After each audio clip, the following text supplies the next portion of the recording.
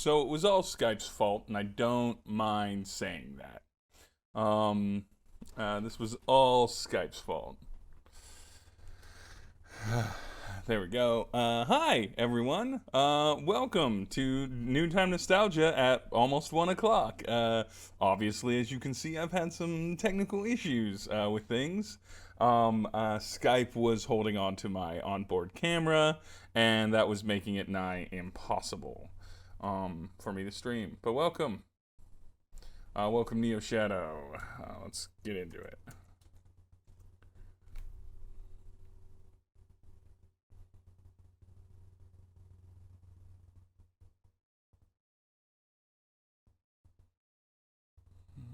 Let's get the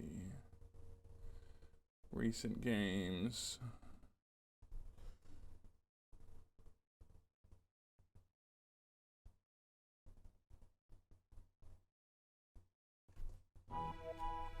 There we go. Congratulations, Mr. Jones. I'm glad you got it running for you. It's a good game, and I'm excited for you. But yeah, we're back. Noontime Nostalgia. Dying of Exposure, Mondays and Thursdays. We play classic JRPGs from the Super Nintendo era, Genesis as well. Maybe we'll get into PlayStation later. Maybe we'll go all the way back to Nintendo. It's really just about escaping the current hellscape that we're in right now. So, we've been playing Super Mario RPG, made in collaboration with Nintendo and Square, released in 1995? 96 maybe? We're in the middle of it. Now, I've got thoughts on popular, current, relevant topics while I play this game. But before I get into those thoughts, I have hookah to make. Because if we're at Dying of Exposure, we're always smoking hookah while we're playing Noontime Nostalgia. Acting childish and ignoring the potential risks of cancer. Curselet.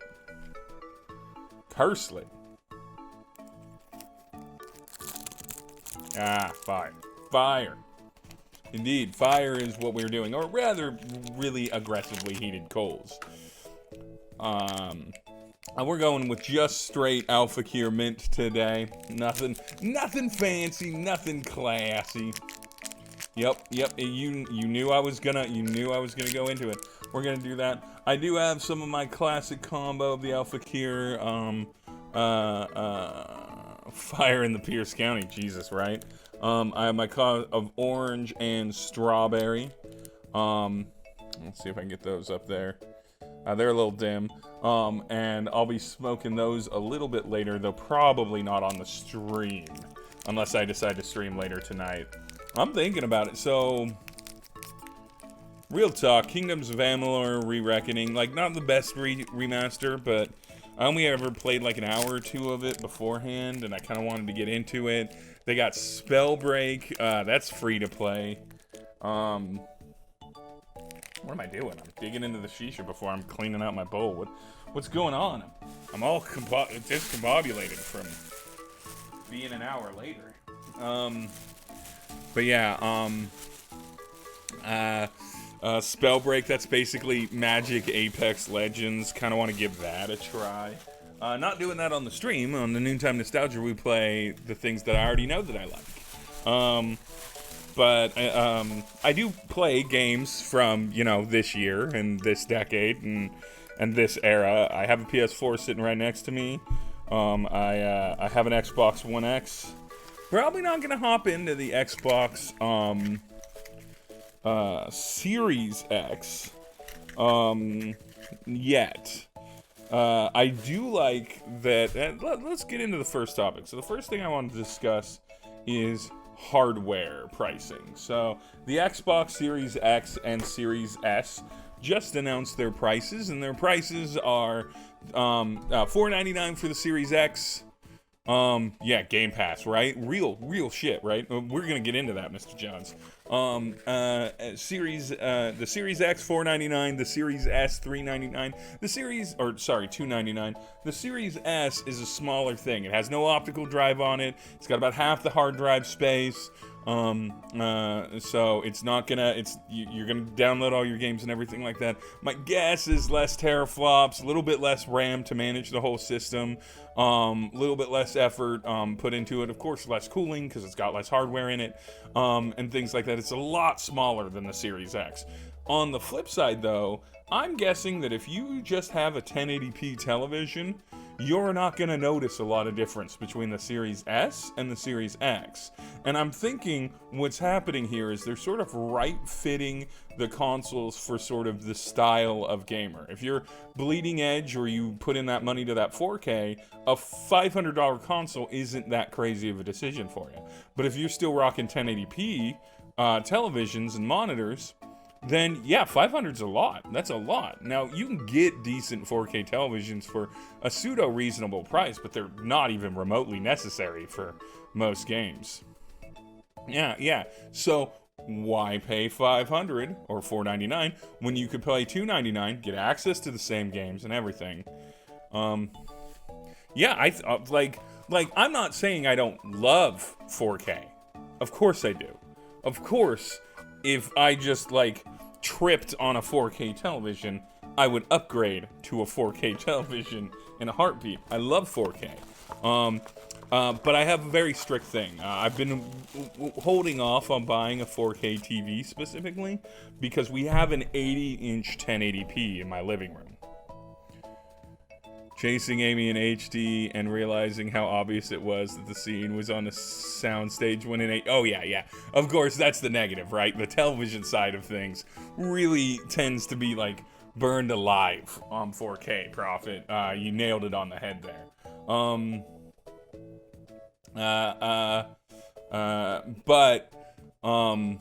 Hey, Sam. Welcome. But now that we're in this era where, reporting data is sent back from console to, I can, but it has a lot more to do with light dynamics than clarity, Mr. Jones. But, if we're in the console era, where the Xbox One and the PS4 were reporting back, what kind of gaming fidelity am I at to their things, I think Microsoft took advantage of that, and they looked at it, and they're clearly we have two different categories of people we can serve, and we can give them essentially the same game experience at the maximum level that they themselves have scaled themselves to. So that puts more consoles into more houses, which is always good, more gaming for everybody. But the big thing I wanted to get to, and Mr. Jones, you alluded to it, I don't game thoroughly enough to do a Game Pass. I have very specific games I want to play, and I want to play those games, and then I move on from those games. And so, I'm not a Game Pass guy, but I proselytize the shit out of it. I love a subscription service, especially a subscription service that comes in under $20 a month, which Game Pass does. I love a subscription service that keeps working on expanding itself, which Game Pass just announced they're adding the EA Play games to it.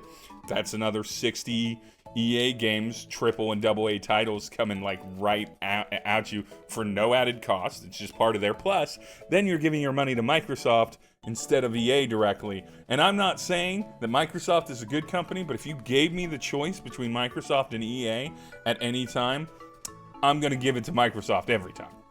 I mean, I already do. This operating system, their cloud office suite, right?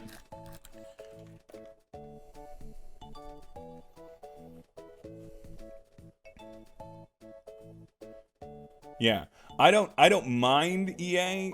They're as bad as Activision, Ubisoft. They're villains. They're all villains. Rockstar burned their developers into the ground to make the amazing Red Dead Redemption 2.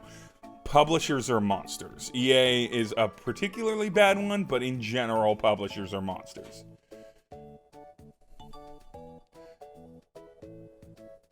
Yeah, there's lots of ways that you can get it on subscription. But see, here's the deal. Here's the twist.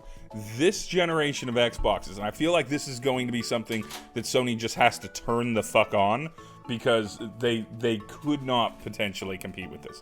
This generation of Xboxes, they're gonna cell phone option you, which means that you can make payments over a year, 2 years long on your Xbox at no interest if you're subscribed with the kind of Game Pass Ultimate Xbox Live experience. So you pay for the service, the $15, maybe the $25 a month service, right? I think it's 15. A month service, and then you pay monthly on top of that, without interest, without added price, for your console, just like a cell phone company. You pay for cell phone service, you get the phone, you do the phone installments. And I am a big fucking fan of that. I will tell you that right out the gate. Financing without interest on a game console? Are you shitting me how fast that's going to put consoles into houses? Right? Yeah, I do wonder about, what's up, Celine? I do wonder about, Celine and I had this discussion, literally 2 nights, like less than 36 hours ago. But I've been looking into it. I think parents are gonna love this shit, right? So parents are used to phones and manufacturing, and I'm gonna take this from Alana Pierce, because she mentioned this, and I think she caught it right at the right moment, right? Parents are used to cell phones and cell phone plans. They're used to getting an iPhone. Let's call it an iPhone X or an iPhone S or a Note Plus or a regular Note, right? Like, they're used to this kind of structure. And in a billing cycle, I feel like if you went to a parent and you're like, hey, you know, we've got the 4K television or the 1080p television, whatever, and you're going to be like, this gives me the live that I've already probably been paying for on the Xbox One, gives me a Game Pass so you don't have to buy random individual games as often, and it's just an installment fee, like a cable box, like your cell phone, except with the cable box you don't get to keep them.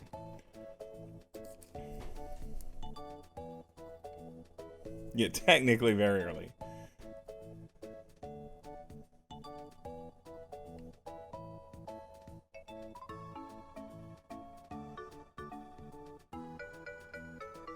Yeah, and the kids get along with that, or just monthly bills in general, right?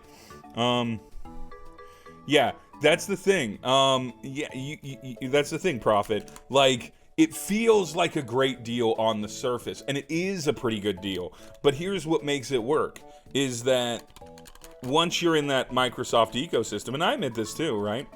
Like, I don't really play a lot on my Xbox One right now. I'm playing on my PS4 and my thing. Am I still paying for Xbox Live? Of course I'm still fucking paying for Xbox Live. Am I still looking for that gold account? Yeah, of course. Am I still using it as the primary media hub machine in my living room? Yep. Absolutely. So they know that once you get into that ecosystem, and especially, like, imagine this, right? You bought the Xbox, you finish off the payments, those payments go down by like 10, 20 bucks a month. So now it's less than 20 a month. You're never going to cancel that. You're never going to cancel that. Like, that goes on forever. Plus, if it's got the ultimate Game Pass, fuck capitalism. But as I said with Celine, fuck capitalism. But when capitalism works, where the company benefits, the gamers benefit, and everything, so when it works like it's idealistically supposed to, where the market gives you options to get at things you normally couldn't afford in ways that aren't punishingly devious, like adding interest or increasing the price of something by making payments. Yeah. Yeah, that is true. That is true. So that's the AAA period, though. You mentioned it correctly. I think there is a play for that, but I think that play is to get more of those games to come to Game Pass sooner, because Microsoft doesn't do consignment through the Game Pass store. They actually pay for a license period directly up front. So they actually pay studios a certain amount of flat money. And then that studio's like, yeah, you can have this on it for like 3 months, 6 months, a year, whatever. And so there's a high value there, because that's a guaranteed check, right?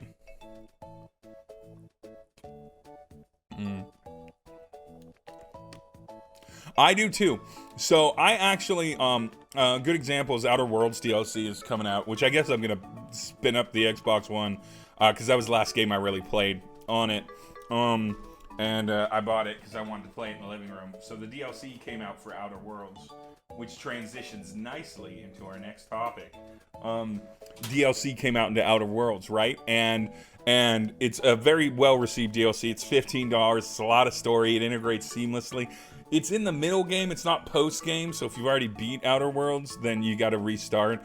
Fortunately, I have a save like right before I'm locked in the ending, so I can just go back and play it there.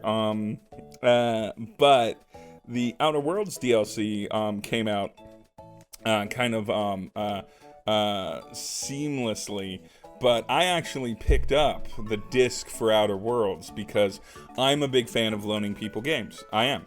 And so I'm going to play that DLC, and then I'm going to hand that disc over to my buddy, and then he's going to play Outer Worlds for the first time. And I've just always been a fan. Historically, if I have a lot of physical copies of games, I just hand them off to someone when I'm done with the console. That's why I don't care about backwards compatibility myself. If I've surpassed it and it doesn't get HD released, I ain't gonna do it. Yeah, there's nothing wrong with restarting Outer Worlds. I just don't like a DLC that forces it, right? I like a DLC that lets me get into it right away if I don't have time, right? Like the recommended level too for that DLC is 20 to 25. So it's not like you play like 4 hours of Outer Worlds and then you can experience the DLC and then ditch. Like, you have to play a pretty significant amount of the game. And so it's about time, right? But that and I guess the AI in Outer Worlds, which is not different from my initial critiques, are the only two complaints I have about that whole game release. It makes me excited for Obsidian's next game. All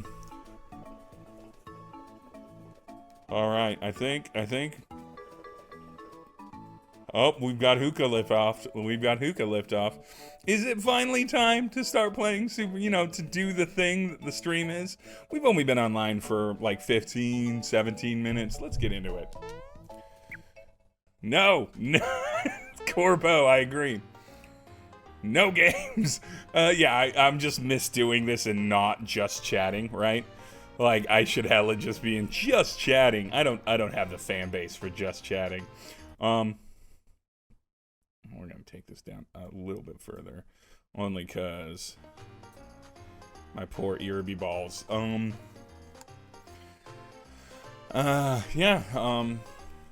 Let's take a quick look before I actually do anything. Okay, it's pretty clear out. It's not too smoky. So for Shadow, for people like not from here, most of the room is usually filled with people that are kind of local and associated to me by other things. But, we're here in Seattle. And as you might have heard from the news, the entire West Coast is just on fire. And we're fine. We're fine in our region as far as fire safety, in at least the neighborhood that I live in. But I could drive like an hour and get to the fires. Like they're like 50 miles. There's one in Tacoma, like which is a city just south of Seattle. That's like, yeah. If there weren't traffic, I could probably get to it in 35 minutes.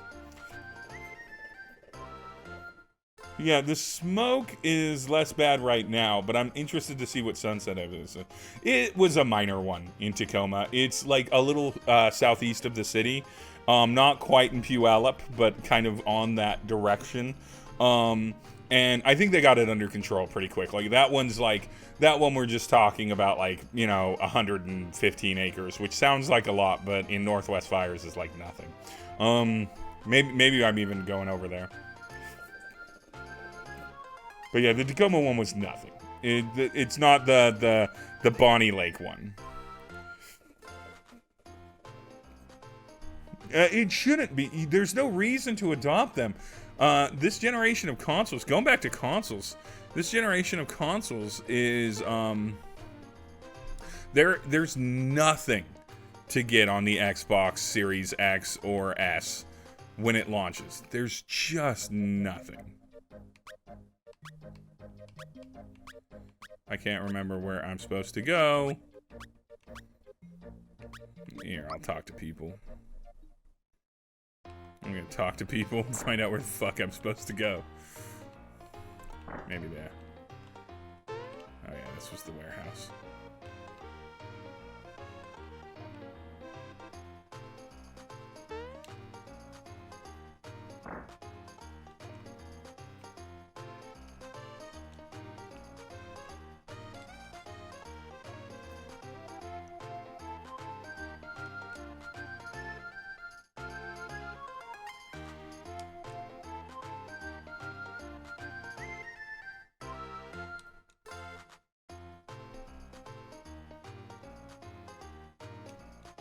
Okay, there we go. Maybe that unlocked it.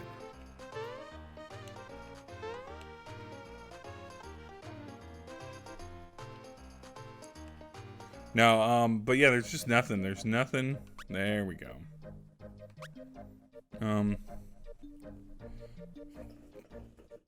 That's some fucking, that's typical systematic racism. Language choices matter, folks. You might as well just call them, there's a bunch of thugs that are reformed that live on the town, right? Coded as fuck. But yeah, there's no reason to get the new consoles. They're not nothing. They're not nothing. Yeah, I'm calling it out. But they're not nothing yet, and so give them a year, give them some time, get that. If you're an Xbox fan and you like them Halo games, let's see what that Halo game's about. And then also you just might be part of the environment. But the crossplay is going to be there for the early stuff. Nothing's going to come out and like have the ray tracing on point in the first year. Same thing with the PS5, right? Like the Ratchet game looks pretty cool, and I'm not going to deny that I'm interested in it, but if you're able to, always hold off on buying a new console for at least about a year and a half. And the reasoning for that is that the way that they do manufacturing and shipment is that they do preparatory manufacturing and shipment on a particular design for leading up to the release of the console and the next 2 quarters. And then they usually have data back after those 2 quarters on if there are any errors, and then about a 3rd quarter to fix said errors. And then on the 4th quarter from the launch of the console, they start manufacturing with the updated designs with the first like hardware fixes. And so usually about a year and 3 months to a year and a half, you start seeing the next wave of physical hardware that doesn't look any different on the outside but has some manual fixes on it. And that's the console that you want if you like getting the new hot stuff.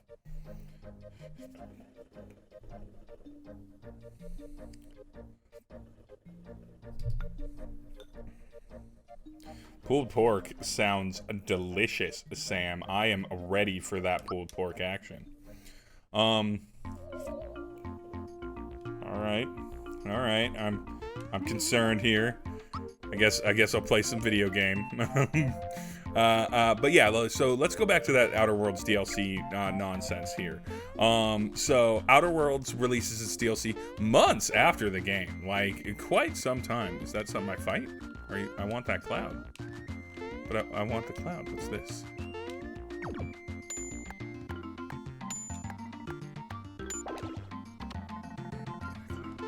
Get it. I'm gonna fight a cloud.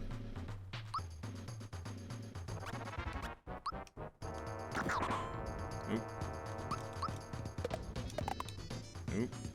Oh yeah, I got all new weapons and I don't know how to time them.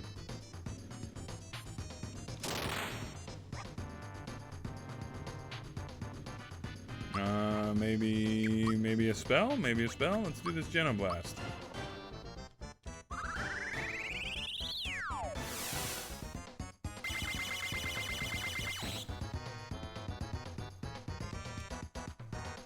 Ah, there he is. Now I get to see him.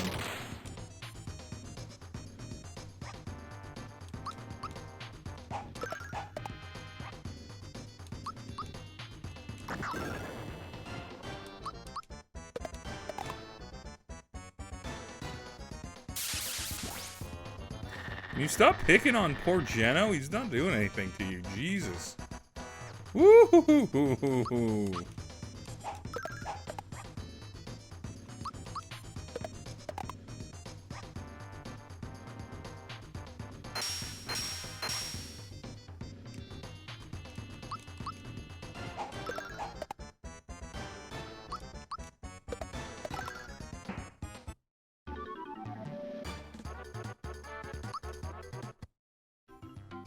That was a toughie. Let's bring you back up.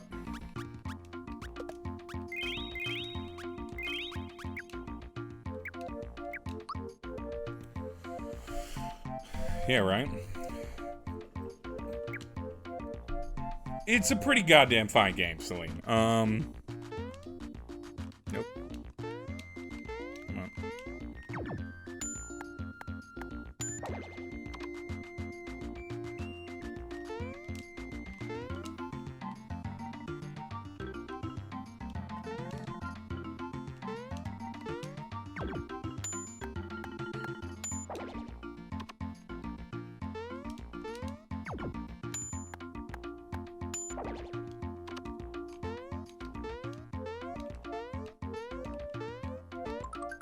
There it is.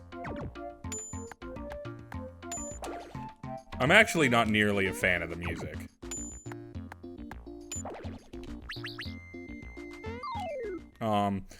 Like, there's some good tunes on there. But, like, I hate the battle theme. You know, I'll just admit it. Of course, I came off of playing Chrono Trigger, so it's sort of unfair. Gunk Ball.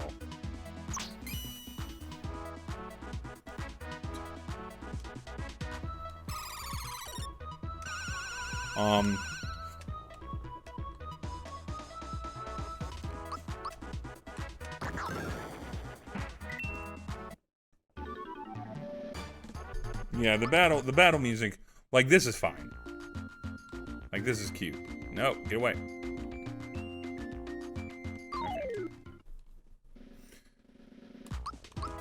But yeah, your battle music has to be on point if you're a JRPG. So I don't like dynamic themes in new games. I want, I mean, like, I guess I don't mind it if, like, you have different, things. But yeah, I guess, no, I shouldn't say that. I shouldn't say that. Yeah, the like, Final Fantasy VII's, remake, right? Yeah, Final Fantasy VII's remake has that too, where everything just sort of naturally transitions and everything. And then I won't be playing Ghost of Tsushima. I know it's a game that is amazing, and I probably wouldn't ever finish it. Because it's kind of open worldy, and I don't tend to finish those games.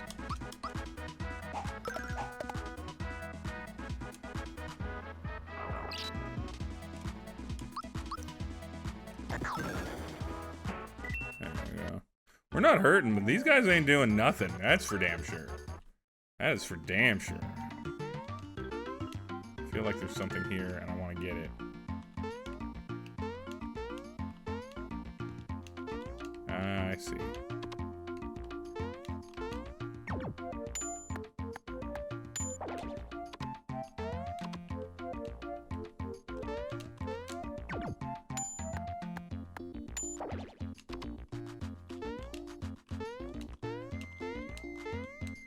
Want to get you.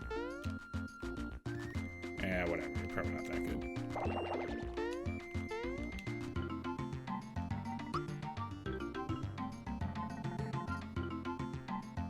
Yes. Sega has a much better... Sega always kind of had that, right? Like that kind of like unified theory of how their game music would sound.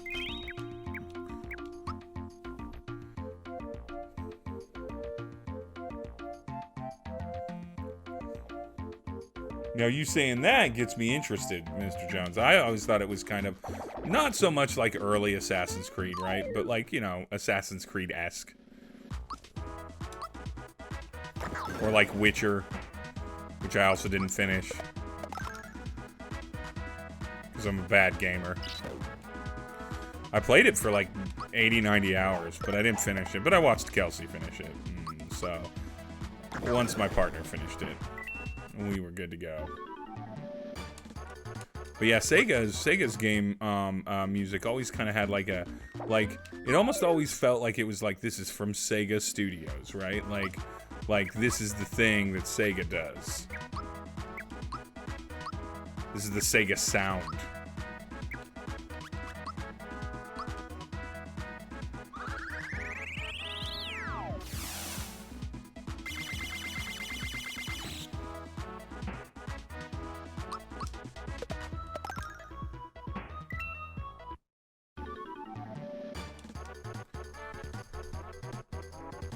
Best game that I never finished. That's a good question, Corpo. What is the best game that I never finished?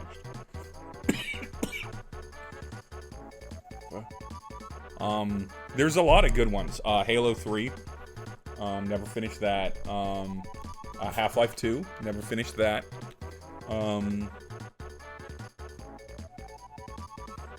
Let me think. What are some other good games? Oh, the Uncharted series. I've never finished the Uncharted series. I finished game 1, and I eventually finished game 2, and then I started playing game 3 and never finished that. So, Uncharted 3, I guess.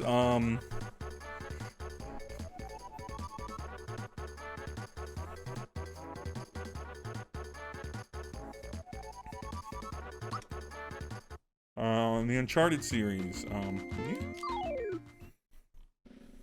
Yeah, I am a terrible gamer. I'm fully aware of it, and I don't mind, actually. You know, I play games for a while until I fall out of step with them, and then I don't.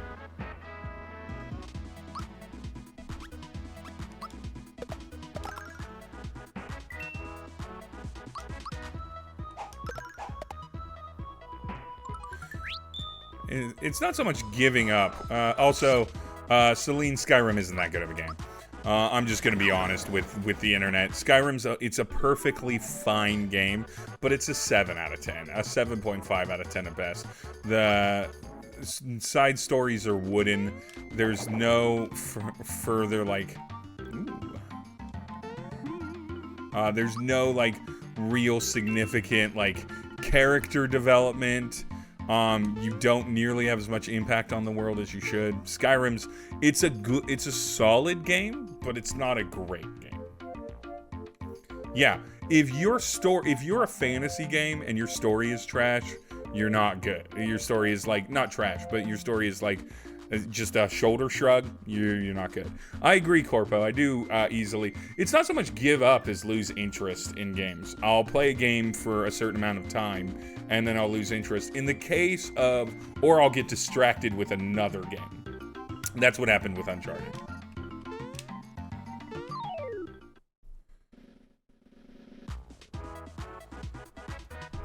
Yeah, you gotta get off that FPS game. Fantasy games are worse if they're FPS.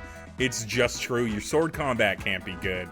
Your magical spells are limited. Like, we gotta get you right with some good third-person games so that you start complaining that Skyrim is FPS. Because that's part of what makes it a less quality game, is that it's FPS. Its combat system is very limited because of that.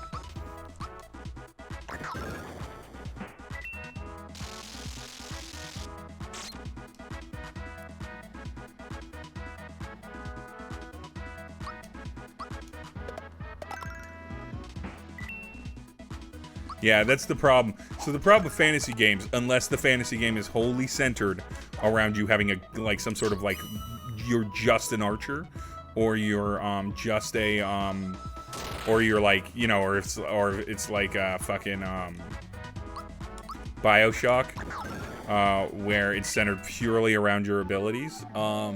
Fantasy is not meant to be FPS. If you're holding a sword, you shouldn't be in FPS. That's just the case. Fine. Get after it. Get after it, B.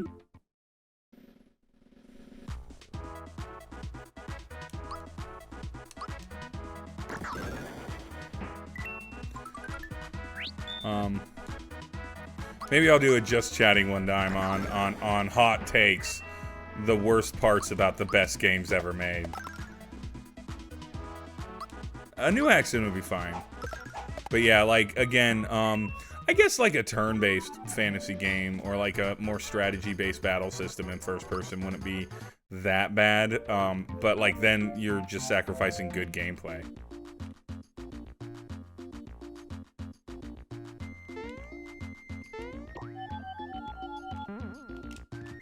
Yeah, I have no idea what y'all are talking about.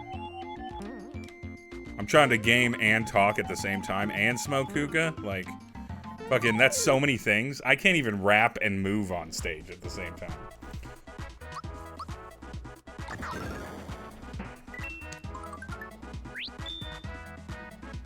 Oh yeah, get after it, buddy.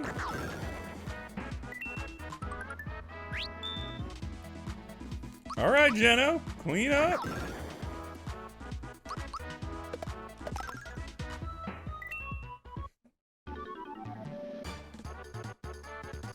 XCOM is a great series for that.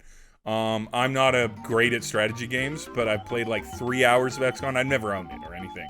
I never bought it, and I played it a little bit when I wrote a song about it. And then I watched some playthroughs, and it's just dope. It's a good game.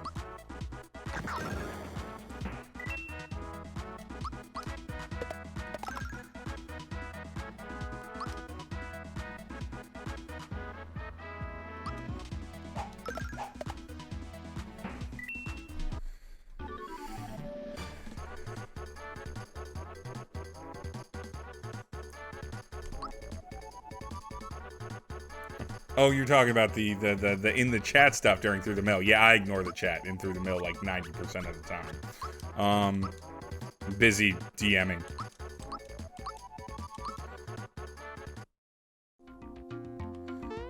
I think I'm gonna kind of grind away a little bit up here.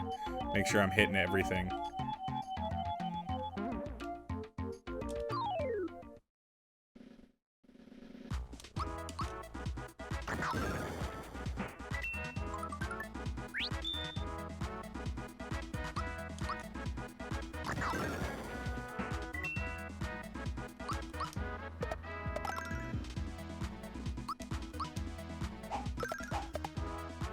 Yeah, and I'm with you. I'm not.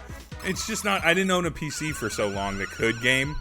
I always went real cheap on my PCs. You know, spending like $150, $200, and so I never really gamed on PC. Like this can run you know, like I wouldn't want to run a AAA title at high specs that came out now. But if we're talking like, I feel like this can run anything the Switch can run, kind of thing. Yeah, Geno's the best. Neat. Sure.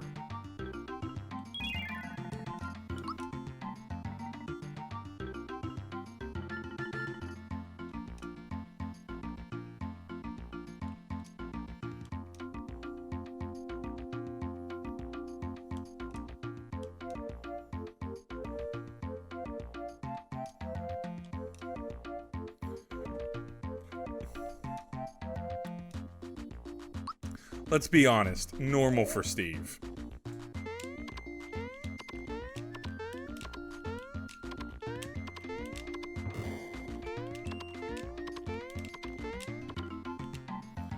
And still failed normal.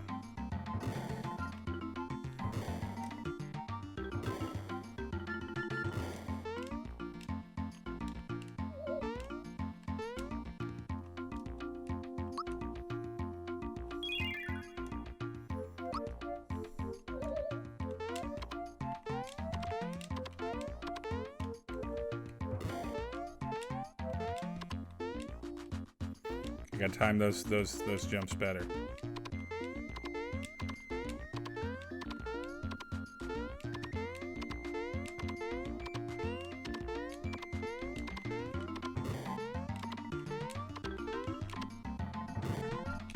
Nope. Failed. Failed on that. It's that last jump.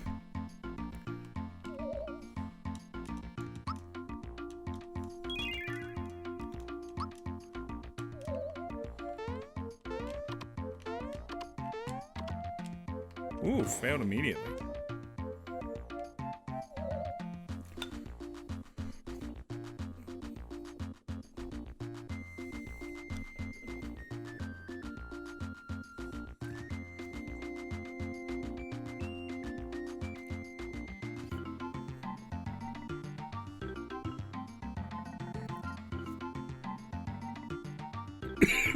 Yeah, it's just the bottom line is a lot of people like they look at consoles like I feel like everyone understands that if you've got money and you care about those things, you know, obviously PCs are the best setup to play any game. You get more options of mods, you get a higher resolution.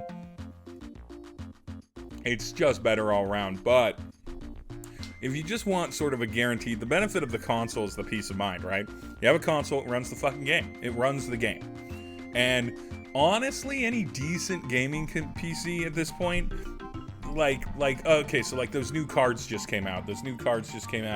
And they just like blew the RTX 2000 series out of the water.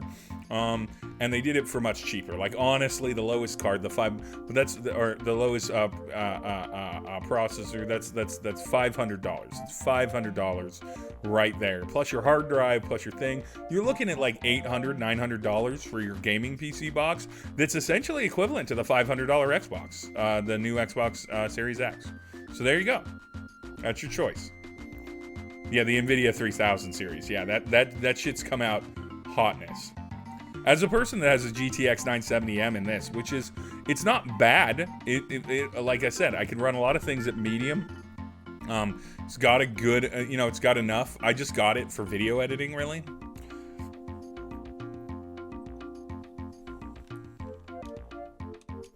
Okay, we're gonna do it this time.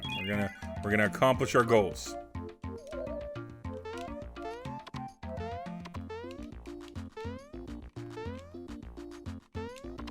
Not a strong start. Not a strong start. Not a strong start. Focus up. Focus up. Focus up. Come on, Mario. Come on, Mario. You got this. I like that I'm talking to him like he's doing it. Nope. Failed. Failed. Come on. Bad at platforming. This is old man reaction times here.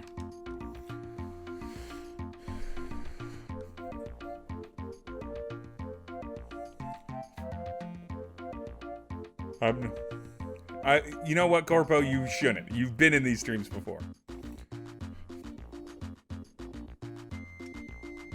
No, for me, it was all about... So I have a bit of a convenience, which is that I'm in a high-tech area, right? And so I bought this laptop, this Asus laptop. And, it's got an i7 processor in it, core in it. It's got the GTX 970M in it from NVIDIA. It's got 16 gigs of RAM. It's got 2 gigs of graphics memory and stuff, because those are the things I needed to video edit, or that I wanted to have as my baseline for video editing. And but I'm a console gamer, so I didn't even think about it for that. And even though I'm playing retro games, like I have the option to play things like Fall Guys very comfortably now, which Fall Guys could run on a much lower system than this. But, like if I wanted to say play, I think Humble Bundle, I think it's done now, but it was like fucking Tales of Symphonia was on sale for $5 for Steam codes from Humble Bundle, right? Like a lot of those games I could just play on this. And that's 100% fine. I usually buy a laptop every 2 to 3 years. Usually about every 3 years. And I have a rule generally, up until this one, that I wouldn't spend more than $300 on it. And so I can go to things like Craigslist, offer up and stuff like that, Facebook Marketplace, and I can usually find a pretty decent setup for, like, this has a couple USB 3 slots in it, which I knew I'd need, and everything. Yeah, there you go. But for me, yeah, and so I've probably over the past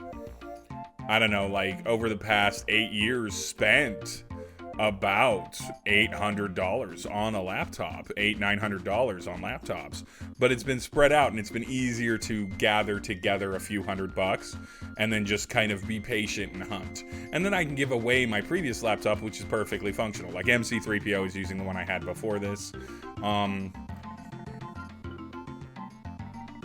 I think I gave away the other one to someone. Like, I'm big about giving away your previous hardware.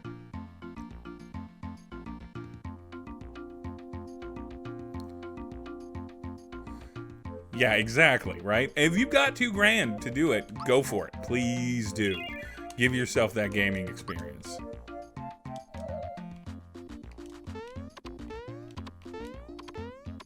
Yeah, so it's really not about like how much you're spending over time. That usually ends up being like roughly equivalent. It's about how you're spending it. Are you spending it all in one lump sum and then maybe later upgrading a couple little things to it and spending a bit more money, or are you spending it over god damn. All right, focus up time. I'm gonna go quiet and I'm gonna do this. Gonna do it.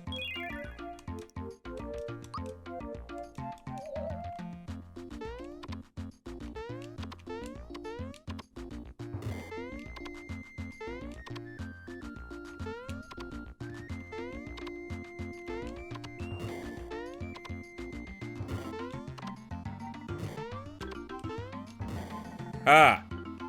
See, all I had to do was stop talking. But I forgot to talk to that guy. Give me the rat.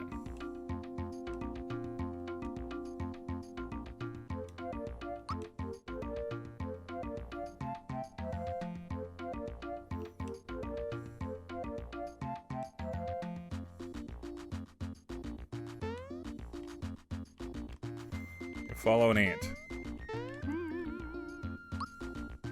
Yeah, obviously. Always be saving. Sport. I like the mild diminutive on sport. You did it. You did it. I'm like a special like a freshman high school student in their freshman I can't even make JV. Just freshman league. Bye, Celine.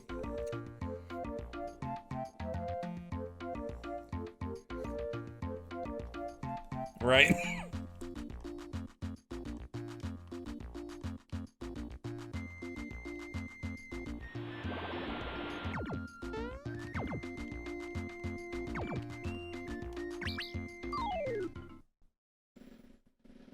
Yeah, gotta remember, part of what we're doing here is grinding, because we need to level up quite a bit.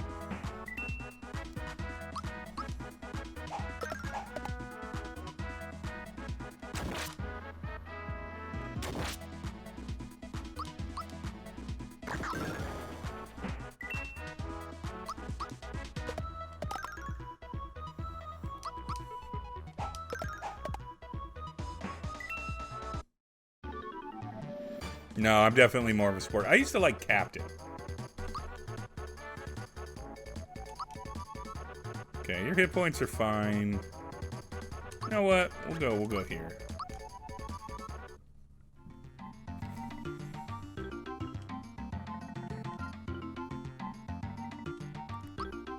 Also, oh, he leveled, so all I need to do is HP rain.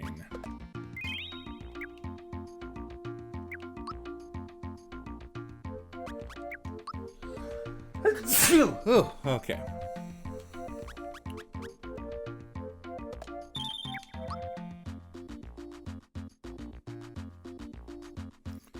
Are my levels prime numbers? No.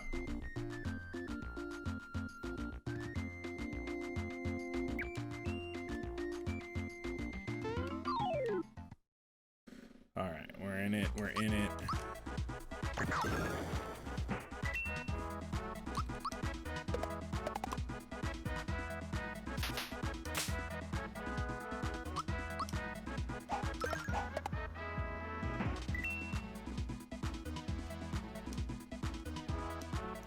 It just puts me to sleep. It does no damage. I'm fine with this.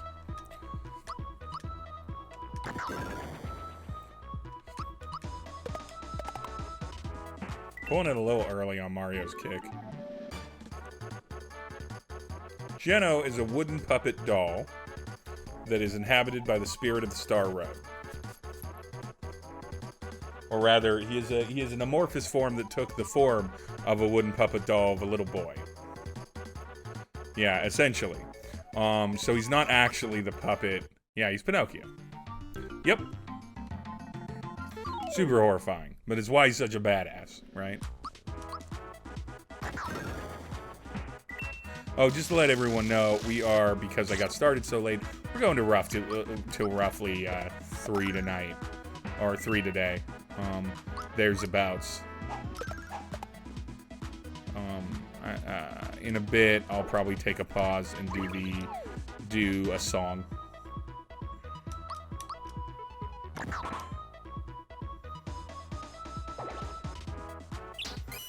Yeah, Geno's basically Chucky. Which is real horrifying to think about. He's definitely the best. Him and Mallow are just great adds to this world. Your magic defense and your regular defense are still kind of weak. I'm going to give you your regular defense a little bit of a boost, and then next time we'll do magic defense on you.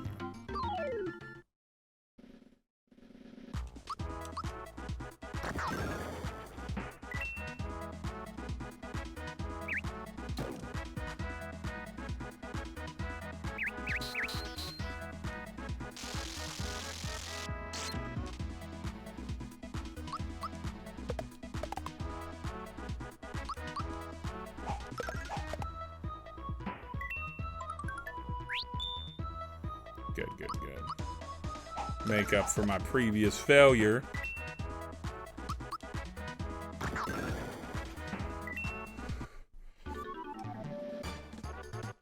Alright, what else we talking about? What else we talking about?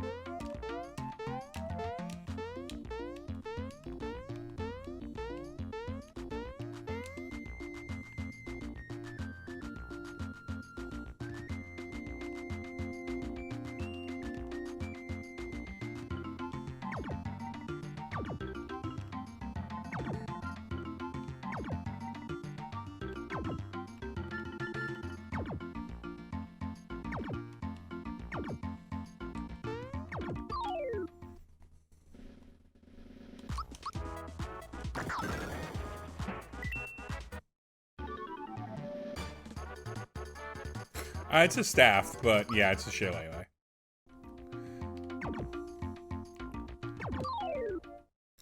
He's eventually just beating shit with sticks. Just have Geno just murder these flying shy guys. But yeah, okay, so DLC. So something about the Outer Worlds DLC got me thinking. So, Gearbox was real open when they were doing Borderlands about sort of DLC timelines and like when those are most effective and everything. And a lot of people get kind of grumpy if a game studio like they release a game and then like a month or two later they do a DLC timeline on it that's like real quick. And they drop a DLC, but it's actually proven that people tend to play or buy more DLC if it's within the first 3 months of the release of the game, and that goes down significantly if it takes any longer. So Outer Worlds taking as long as it did to come to the DLC was a pretty impressive thing, but I don't hate it because in a kind of like a modern situation that we're in. Let's see if I can kill him with just Mario and Mallow. In a modern situation that we're in, it's nice to return to such a game. Size does matter. So if you're talking about single-player games that are RPGs, you want your DLC to hit kind of a sweet spot of usually 8 to 15 hours if you're going to be charging 10 to 15 bucks for it. Anything much less than 8 hours, and people start thinking of it as short, like if it's only 6 hours but it's $15, they feel like it's short and it wasn't a big worth their time. You want it to take more than one sit down to finish the DLC.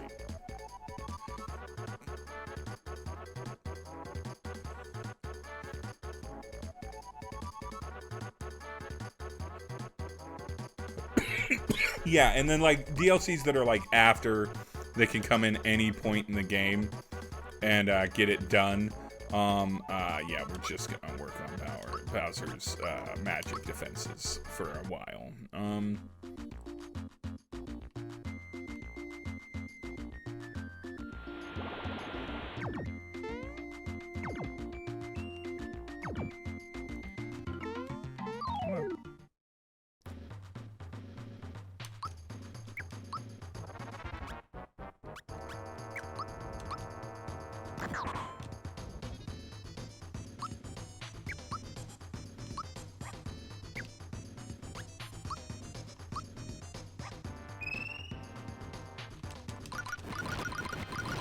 Just need to get him to appear.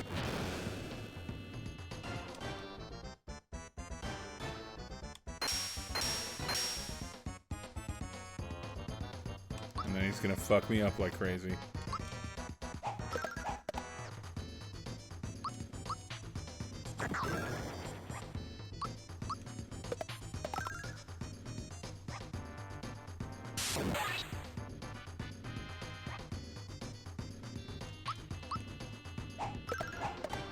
This guy does like boss level damage.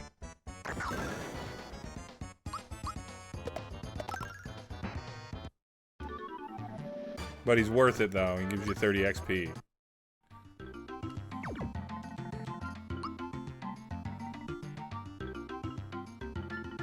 Yeah.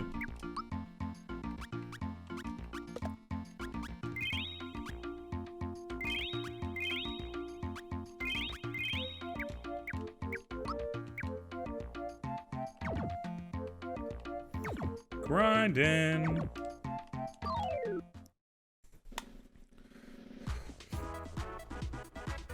Yeah, I beat Hell House, but then I haven't been back since, and it's not a comment on Final Fantasy VII's remake. It's just that I've been very busy elsewise. So, when I have a good, like, evening where I don't have anything planned, and any other distractions, I'll probably do some damage, and then that'll get me fully back into it, and then I'll finish it. It's very common for me on games that I do finish that I end up taking, like, a super long break in the middle of them. Like, I get about halfway through them, and then I take a months-long break, and then I go back and finish them. I did that for Outer Worlds. I did it for Dragon Age Inquisition. I do it for lots of games like that, where I'll make a fair amount of progress.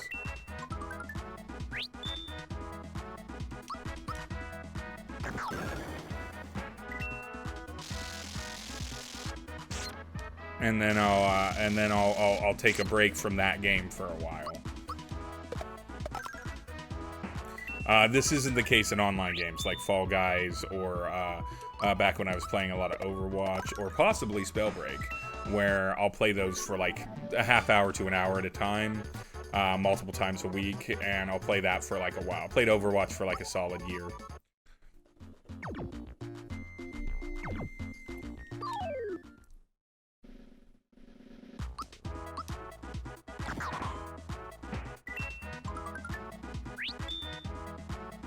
Love these bees for those once agains.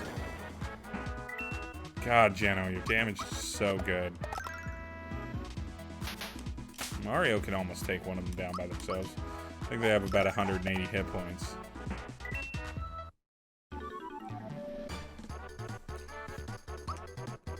Haven't watched The Boys yet. Haven't watched that yet. Kelsey and I haven't had time.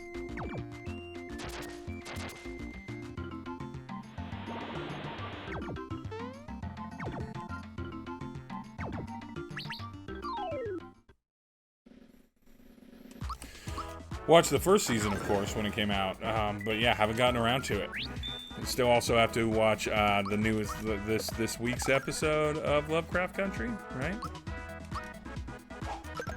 A lot of prestige TV just dumped on us real quick. I haven't watched Away yet, but I want to. That's on Netflix. I also am watching the HBO sci-fi series Raised by Wolves. That's been pretty fucking intriguing so far, so yeah.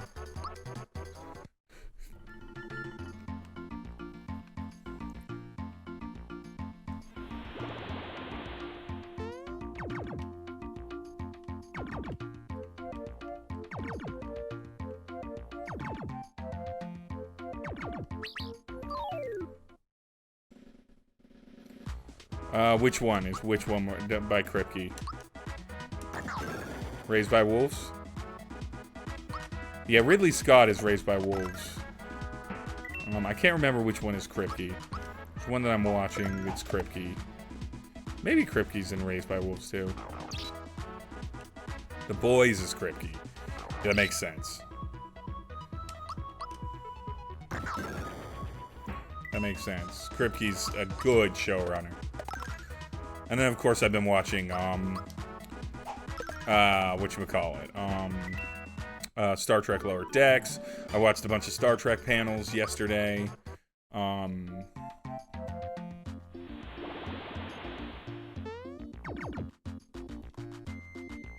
No, I didn't want to go through that one. God damn it. That's on me.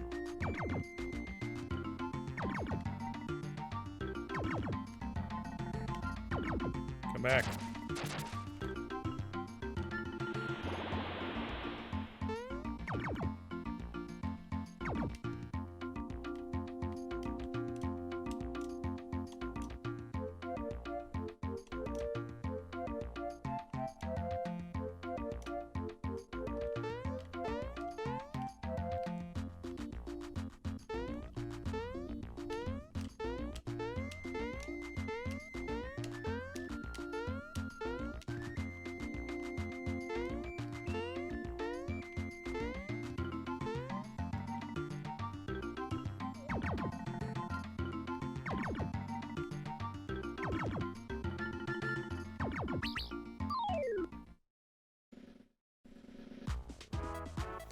I'm for it. So Discovery is by no means a perfect series. There's a lot of flaws with sort of its direction, and its pacing and its editing. And so we're not going to pretend that it's a perfect show, but I am a fan of it. I think it has a lot of cool things in it, and I'm a very big fan of where they're going in Season 3 with it. So I think Season 3 is going to be a very exciting season for Discovery, and be kind of the season that opens it up. So I'm excited for people to see it, because I think it's good, it's a good series. It's just not a perfect series.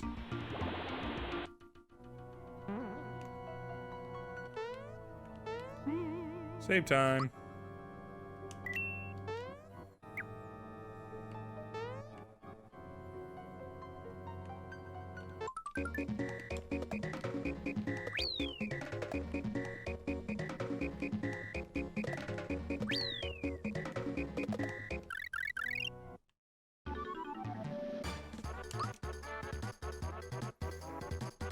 You know what? He's a little low on magic defense. Let's give him some more magic.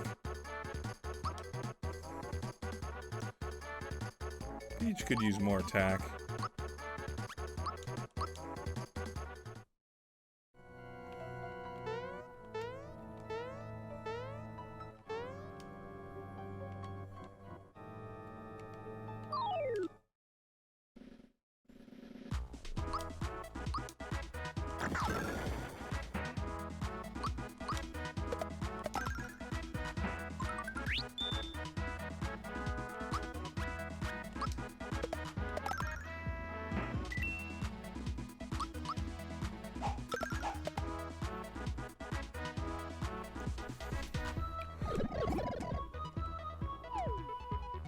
But yeah, we're gonna be talking Star Trek. I think Star Trek's making it. It's rounding itself out now, especially with Strange New Worlds coming out, with Lower Decks in the mix now. I feel like Star Trek's trying to give you a Star Trek for every kind of Star Trek fan, right? Like, it's really trying to round out the world to be a bunch of different shows. Because, like, Discovery's action. That's what it's about. It's a high-action melodrama. You know what? We're still going to keep boosting up your defense. Because I'm not in love with it where it's at right now.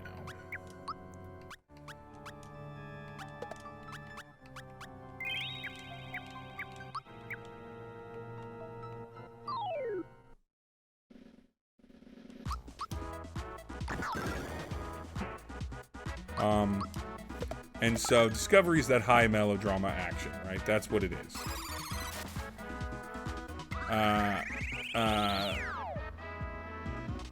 Then you've got Picard, which is a drama. It's meant to be a cerebral drama. It doesn't always hit that mark, but it's a drama. And then you've got Lower Decks, which is a comedy. It's a cartoon, right? Everyone, it's a simple cartoon.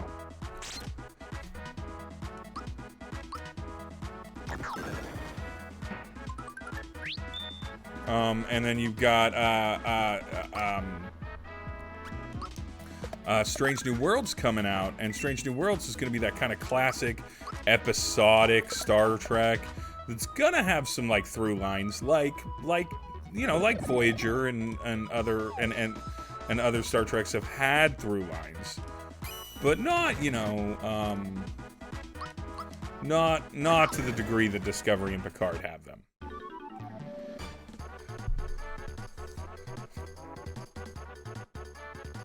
Yeah, I don't consider CBS All Access really an honest part of the streaming war. It's too limited in its programming, like you're bringing up, right? It doesn't have enough franchises. It can't possibly make enough content. It's not going to come close to Netflix or even Hulu or Prime.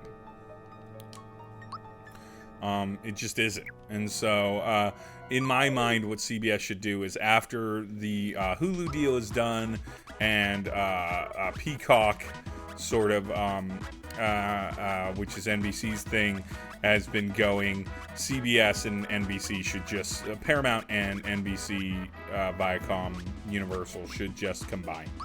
And they should just become one large streaming service. And then you've got HBO Max with all that Warner Brothers stuff attached to it.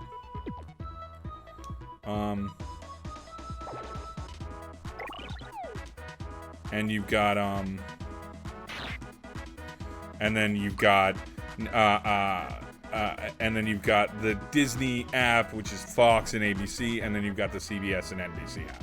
And that would cover all of your networks. That would get a lot of movie studios together, and it would simplify the main sort of three things: HBO Max, whatever the CBS Peacock app comes from, and Disney Plus. And then that would be it.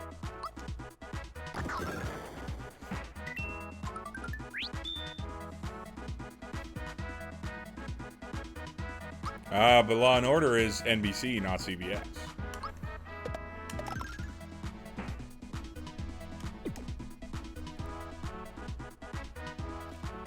Sony can just partner up with someone else and continue to license out its television and films. Like, they tried to do a little bit of television, right? They did the Powers series, which they didn't dump nearly enough money into.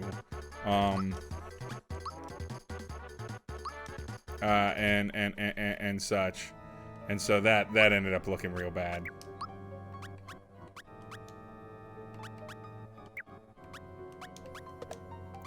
That ended up doing that a disservice. No, everyone's fine, and also I should be using items.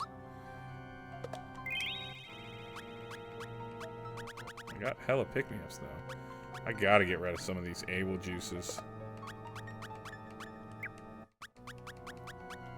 I prefer to sell them, although I don't even know if I need to. Yeah, no, I'm also...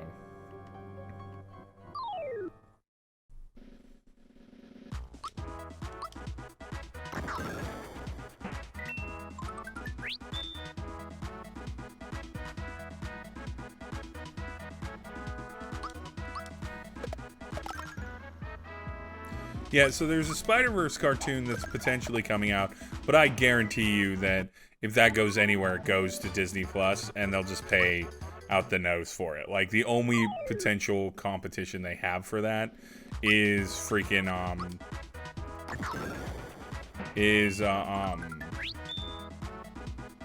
Netflix, if they really want to pay out the nose for it. Yeah, any television Spider-Man is Disney.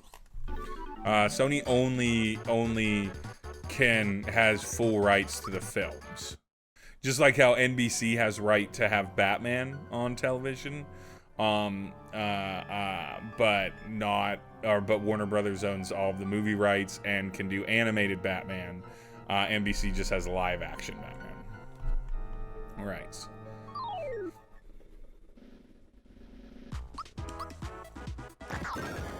Now, what I'm excited to see is when they get going, those prestige Warner Brothers superhero series from HBO Max.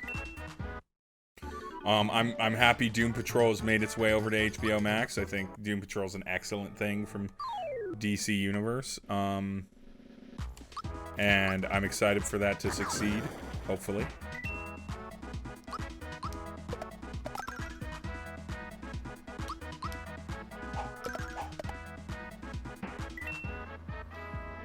Yeah, they are. That's why so many of them are on Hulu right now. But eventually they'll make it.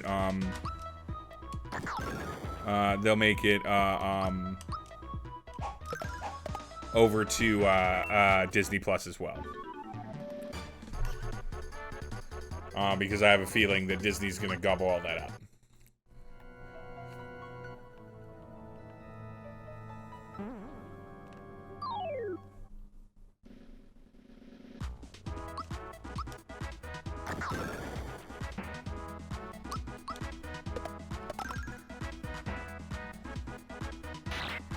Well, if it's Fox, or Fox is was the primary owner of FX, and Disney got it in the acquisition. So, if it's Fox or Disney, Disney owns a large section. It's pretty much just 3 major network studio combinations. It's Paramount and CBS, Universal and NBC. I guess it's 4 right now. Warner Brothers and CW. And ABC, Disney, Fox, and then their respective movie studios. And so Fox was able to, that Fox merger, Disney's a big boy.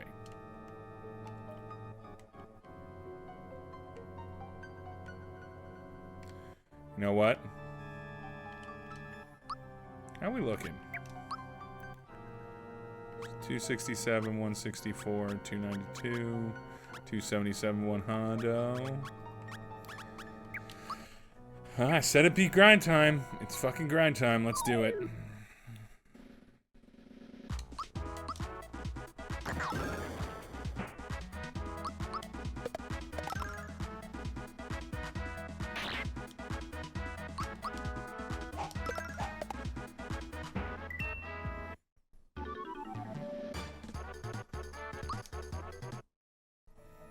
Now they're throwing me 15 per battle, so...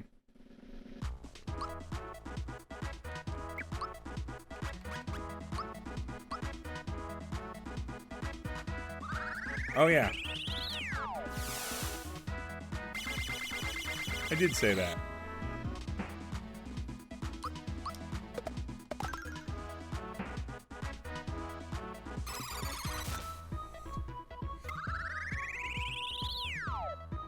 Next reasonable pause point, I will do a song.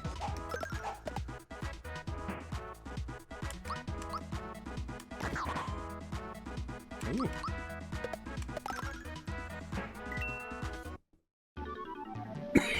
Which I suppose is right now, because these enemies don't move. So let us pull up the old folder. And pull out a Steve song that's going to be on the upcoming Steve album. Let's go into Dropbox here. So, this song... We'll see if I do 2. Sometimes I decide to do 2.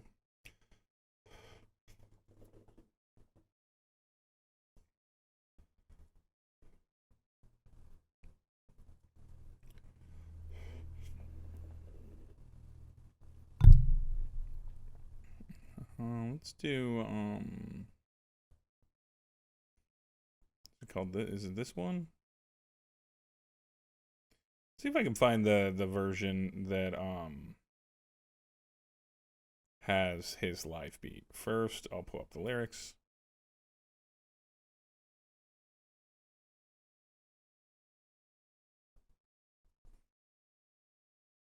And let's see if I can find... I'm going to take a little bit to see if I can find the live beats. Okay. You're going to hear a little bit of it.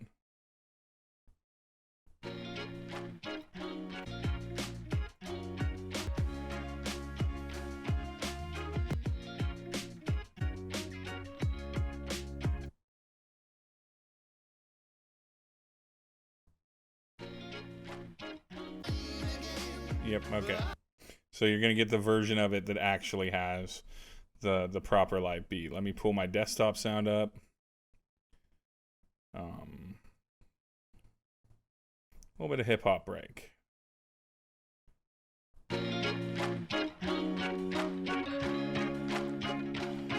Rapping. Okay, yeah. We're about right on 11. About right. Yeah. This looks like it's good. I'm out front. That sounds pretty good on the mix for all of you. Okay, so we're gonna try that again.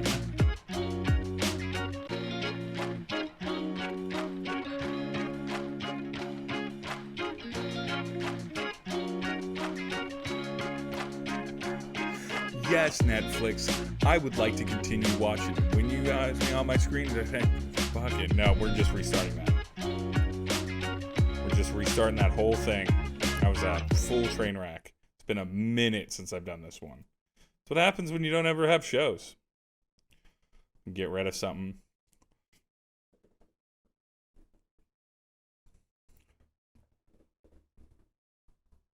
Accidentally clicked the wrong image. Okay, there we go. Stop. Play.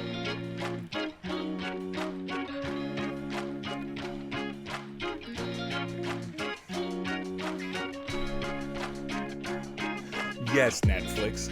I would like to continue watching, and when you ask me that, I detect a tone of mocking. Traded lounging for walking, and gorging for talking, ignoring the four things I plan to do, opting to accomplish my goals of Sabrina and the Travelers. Professional potato, you think you're dealing with an amateur? DoorDash my food, cause my keys aren't in my pocket. Be responsible, get some gaming in. Bit of Rocket League of my own, reread Game of Thrones. King of my couch, won't leave cat alone. Browse feeds on my phone, live streams to postpone. May need to do a ton of work that I've blown off. If I doze off, smoke shisha with the cold cop. I should shower cause I really need to hose off. 2 p.m. in the afternoon, clothes off. No clean laundry, no detergent in my and it'll be alright, yeah, let's just pretend. Because I got all night, and this light will shine again. But I'll put up a good fight, and I've still got friends. So it'll be alright, yeah, let's just pretend. I'm not sad, nah, I'm just sort of tired. Till it's 3 in the morning, then I'm ultimately wired. Seeing empty cans of soda by the dozens that I've tired. In the fridge, drinking milk, only 2 days expired. YouTube marathon, 30-minute vids on what the doctor thinks of the medicine gone wrong on house, ER, or the good doctor. Top 10 traits of an MTG proctor through my plans to rehearse. Couldn't squeeze it in, got some games to immerse in. BL3, DQ7, MEA. I won't end them tomorrow and I won't play them today. Can I just lay chat online with acquaintances using GIFs and emojis in place of full sentences? Half read novels and I half heard my wife and I half drank bottles and I half lived my life. It'll be alright, yeah, let's just pretend. Yeah. Because I got all night, and this light will shine Yep. again. But I put up a good fight and I've still got friends. So it'll be alright, yeah, let's just pretend. Promise I'll do it. Promise I'll get to it. Forest for the trees and I can't see through it. Few more lyrics, just need to polish a third verse. No, I mean it. This time I'll put on the work. Sometimes I feel like a jerk. Gonna get it done? Probably never. Just gonna go back to watching 12 forever. See, this was meant to be clever. I didn't actually finish a third verse here, and I never will. Part of the song's bit is that I procrastinated too far because my executive function is lowered because I'm kind of sad. I don't know if it's full clinical depression. I'm not a doctor. But, you know, it's tough. And, you know, you just kind of struggle through sometimes. And it'll be alright, yeah, let's just pretend. Because I got all night, and this light will shine again. I put up a good fight, and I've still got friends. So it'll be alright, yeah, let's just pretend. And that is It'll Be Alright, coming out on the album Steve by me, Steve, coming out this kind of like fall-winter time frame. No exact release date yet, but it is coming. And that was Zilla Persona on the hook, singing much better than I ever could. And yes, I did get all my tech stuff sorted. Neo Shadow, I was able to do that. And so you know what?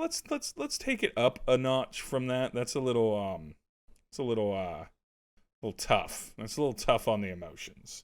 So let's take it up in a bit. Not much. This song's about giving up on your dreams. It's one of the first songs I finished. It has D&D Sluggers. A man named Tim White does the singing on a lot of it. But yeah, we're gonna get into that. And so yeah, let's do that one.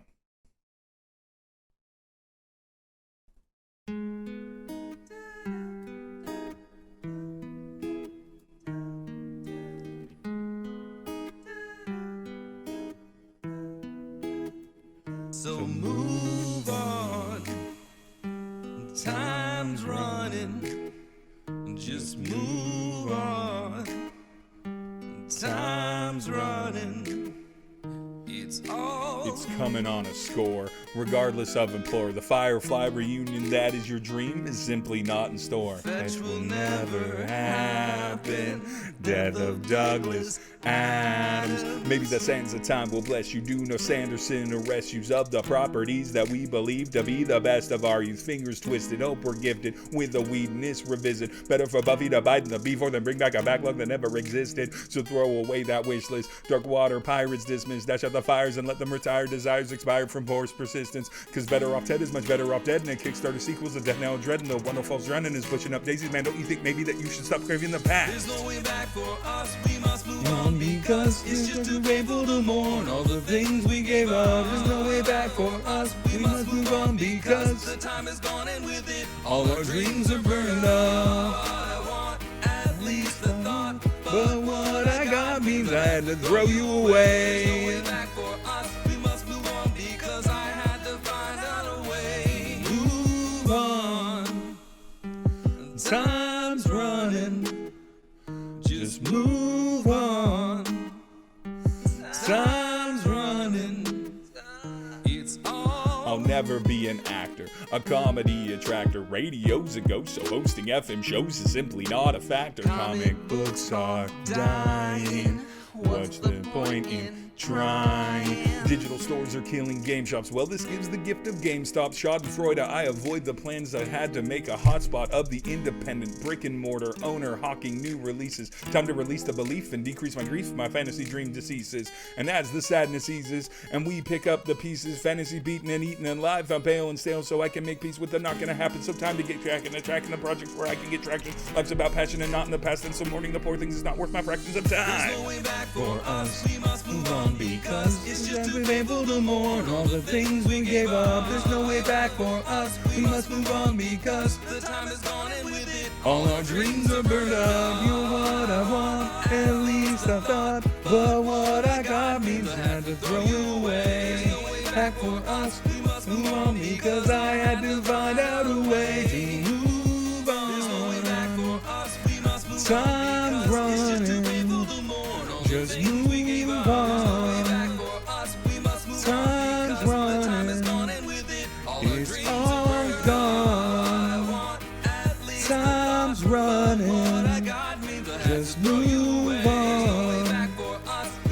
Time's running, move on. And so yeah, that was Move On, about giving up your dreams. So the first a little bit about depression, the second one giving up on your dreams. But it's good. It's good to move on to a different dream. But yeah, so those two songs are going to come out on here in the late fall, early winter, probably sometime in November. On the Steve album that you can find out on iHeartSteve.com or Dying of Exposure, because I'm releasing everything to that YouTube. But yeah, so that was that. Oh, we don't need it to repeat. Very good song.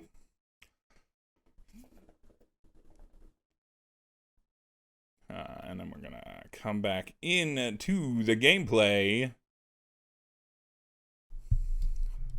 One day I'll monitor this back in my ears so I can hear what you all hear. But yeah, that was some nerdcore. That's some nerdcore coming out from Steve fairly soon. There's another song that I have that I'm going to probably do next. What is today? Today is Thursday? Yes. So probably on Monday. That's not going on that album. It's going out on the subsequent EP that is going to be me and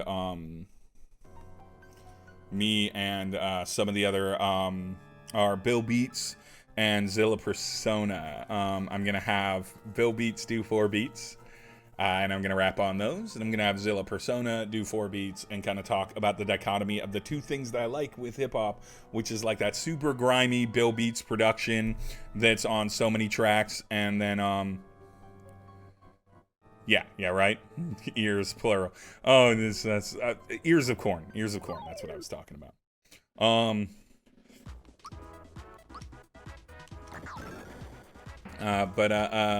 Yeah, Bill Beats does sort of like a more classic hip hop production typically, and even when he does get into kind of more modern stuff, he's always got those big basses, those big deep like synths and stuff like that. And for people that want to hear what Zilla Persona's production sounds like, Death Star's Pastrami Sandwich is all him producing, and it's very much in that kind of poppier, chippier, kind of sillier sort of tone range, or like just boopier place. And so the next album is going to be all that.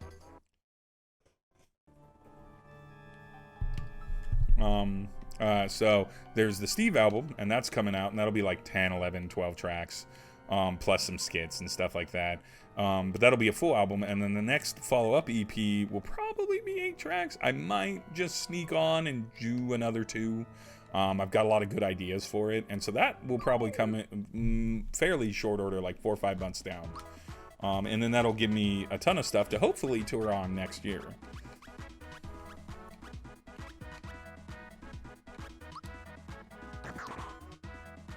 Ooh.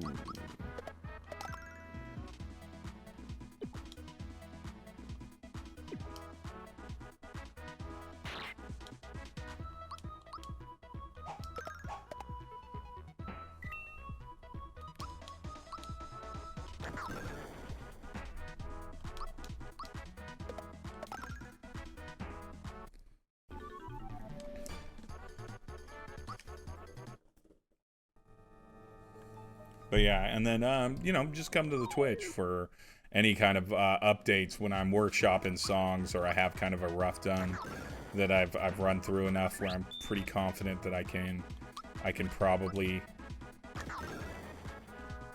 get it fully, just read off the sheet.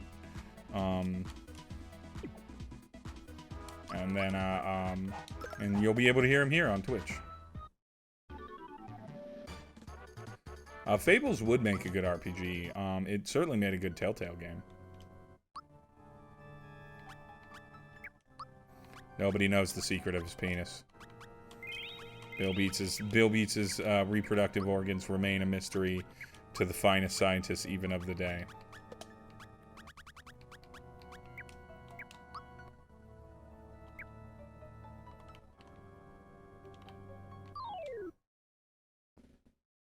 I'd love to confirm or deny, but I don't know.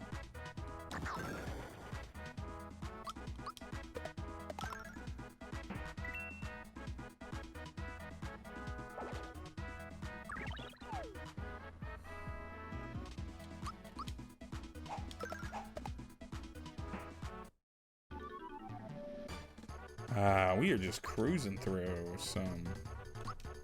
Yeah, that's why we're here. That's why we're here. Let's get that power up. Yeah, I'm pretty sure that they're trying to date rape me.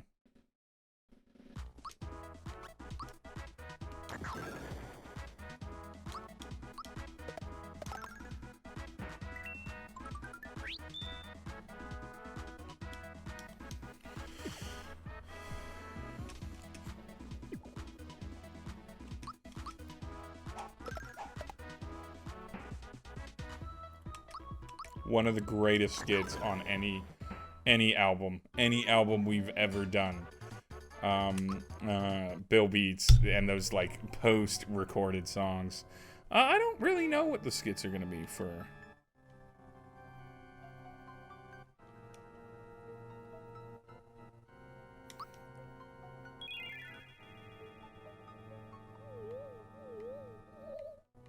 I see.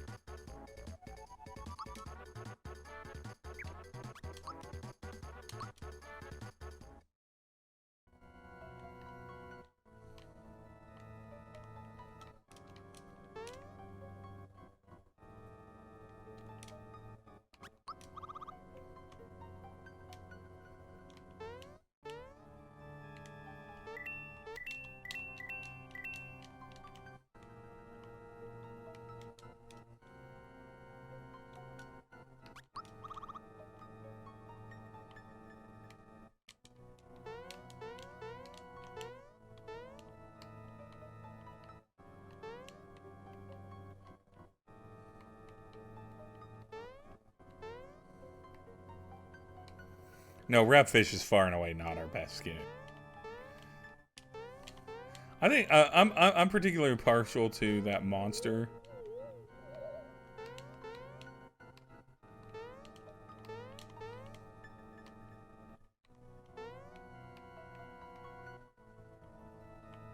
I don't know about the I'm not a rapper one. That's,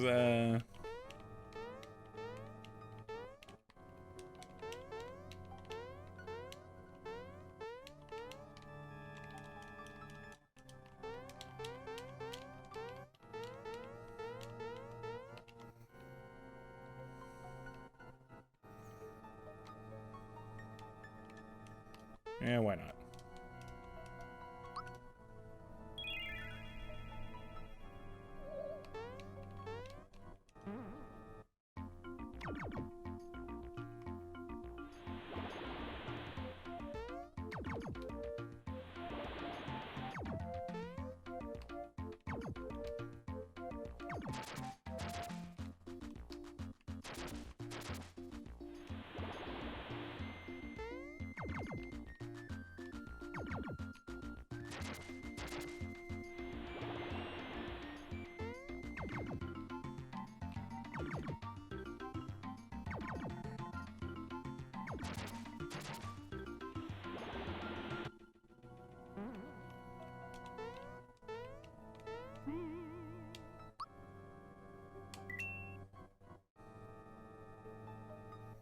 Hard World's a pretty good song. For those that love it as much as y'all do, unfortunately you will find that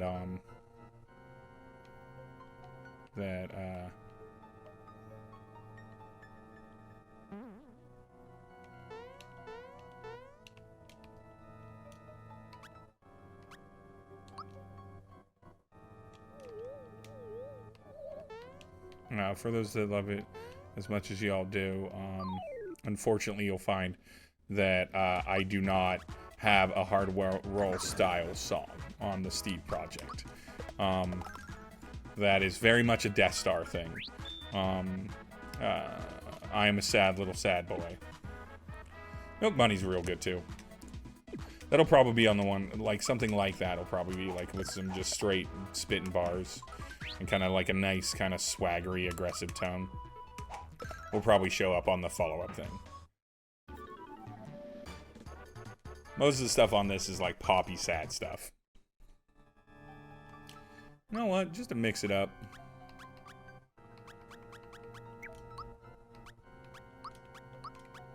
Put in Bowser and Toadstool. Let's put them in.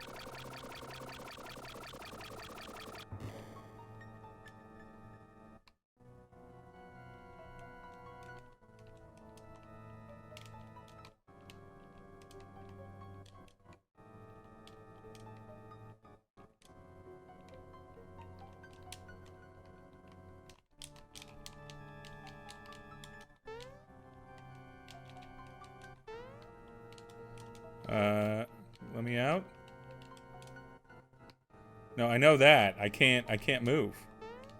So like here I am, right? There we go. Okay.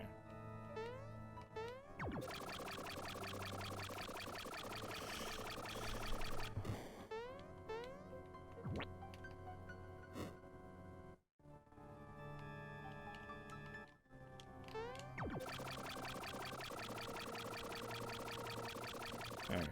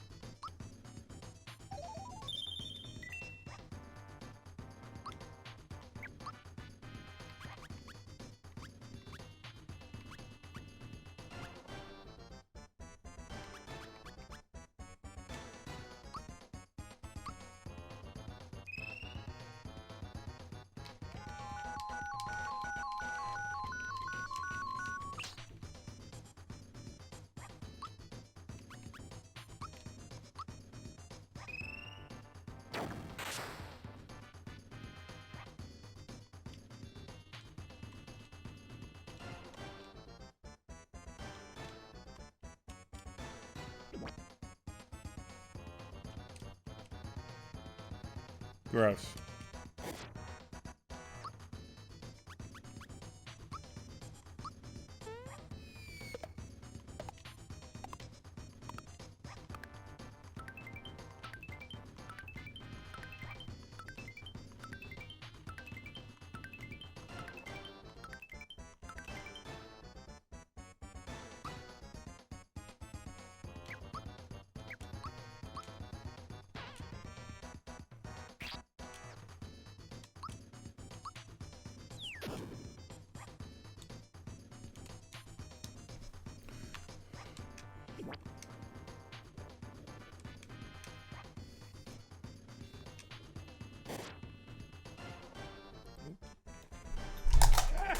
Falling apart here.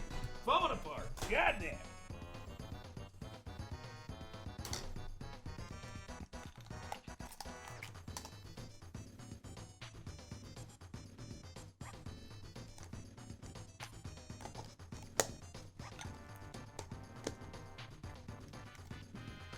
All right, what else we got to talk about? Lots from DC.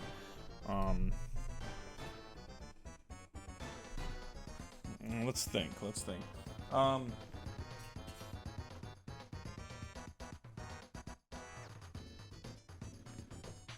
So I watched a video recently. It was a very entertaining video, and I wish I could give you the name, but I can tell you what to search for it. And that search is... you want to search... Oh, damn it. Oh, I mistimed that real bad. That was a real big waste.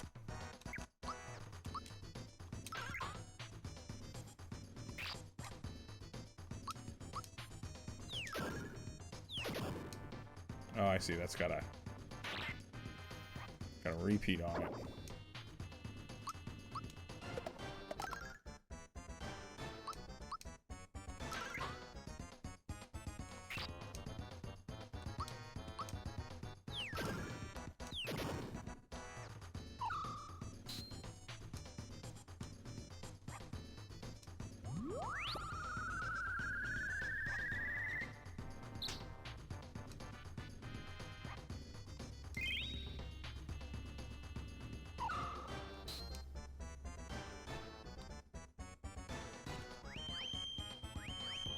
Dune Thoughts. Okay, Dune Thoughts. They're whooping my ass right now. Look at this.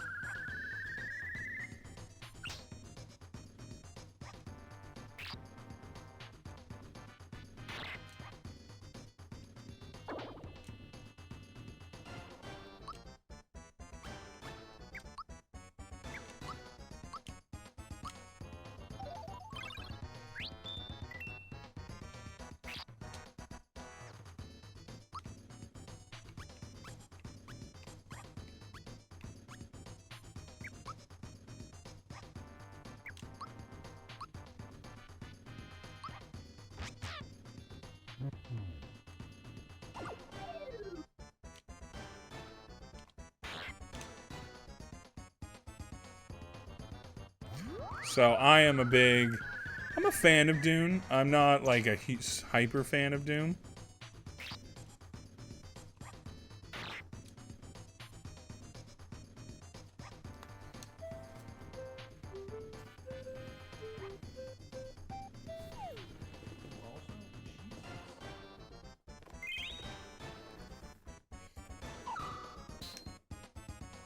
Well, that was unfortunate with his recovery.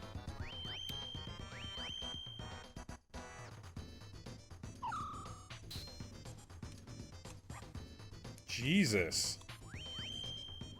This is tough. But yeah, I'm not a huge fan of Doom, or Doom. Yeah, I might die. I very well might die. We're gonna find out.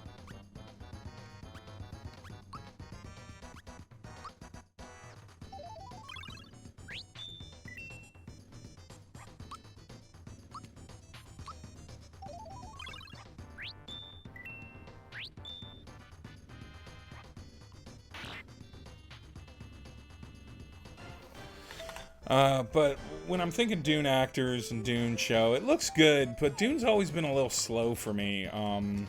It's not that I demand that anything be that much better, or that much, like, that intense, right?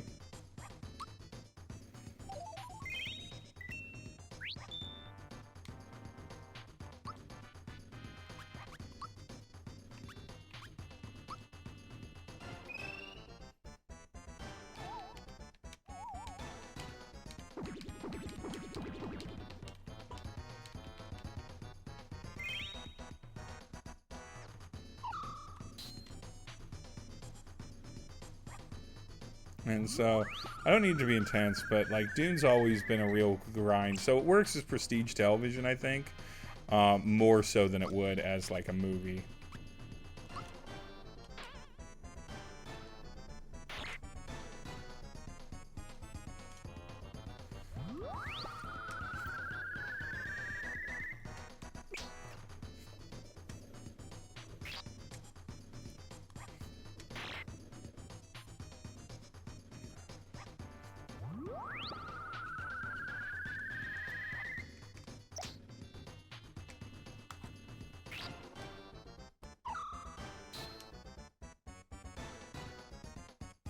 Yeah, they're whooping the crap out of me.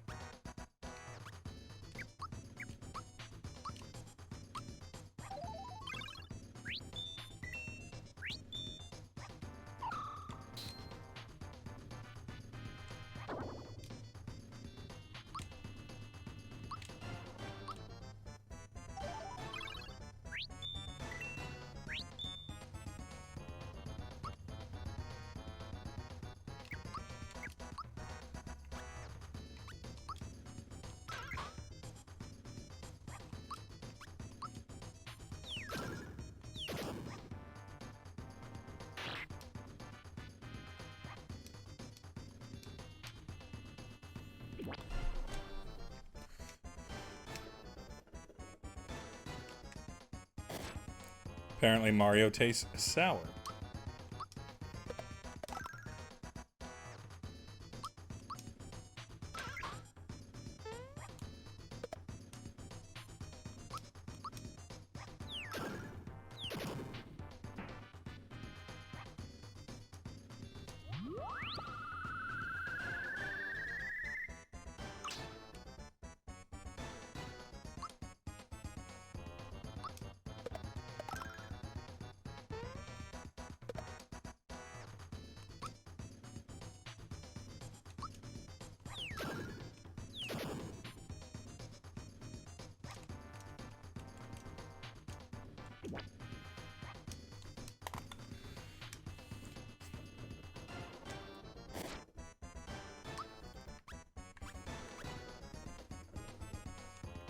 Sorry to do this to you, Toadstool.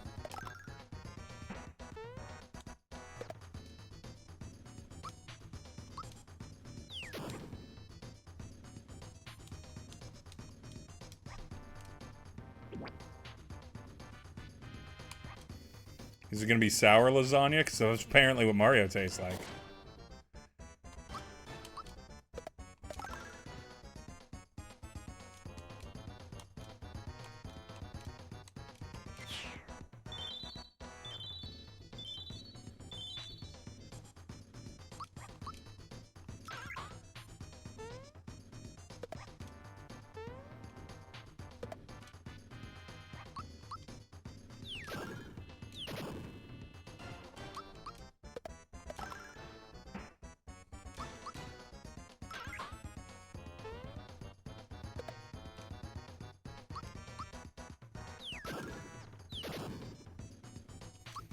Oh, cereal. I don't want to do anything dinner. Yeah, you just fucked off.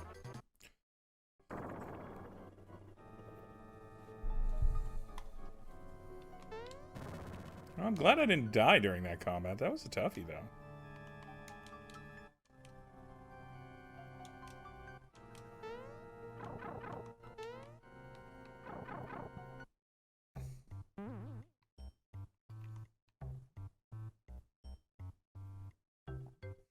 Monster Town is amazingly efficient. I love it. First thing we're gonna do. First thing you always do.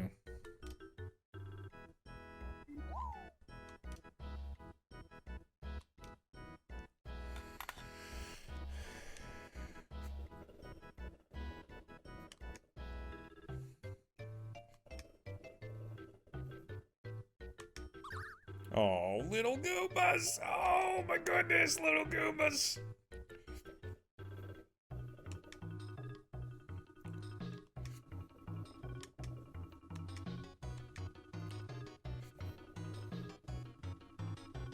Babby Goombas!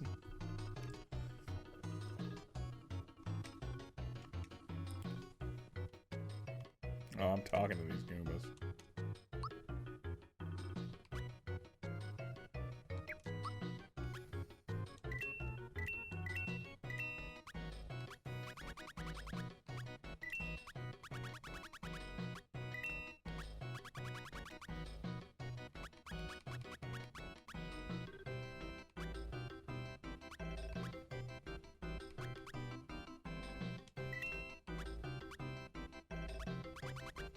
Right?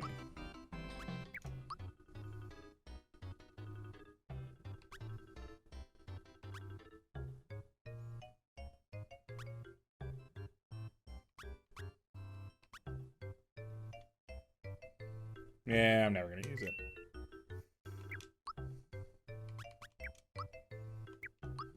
I'd buy one. Makes the kid feel good.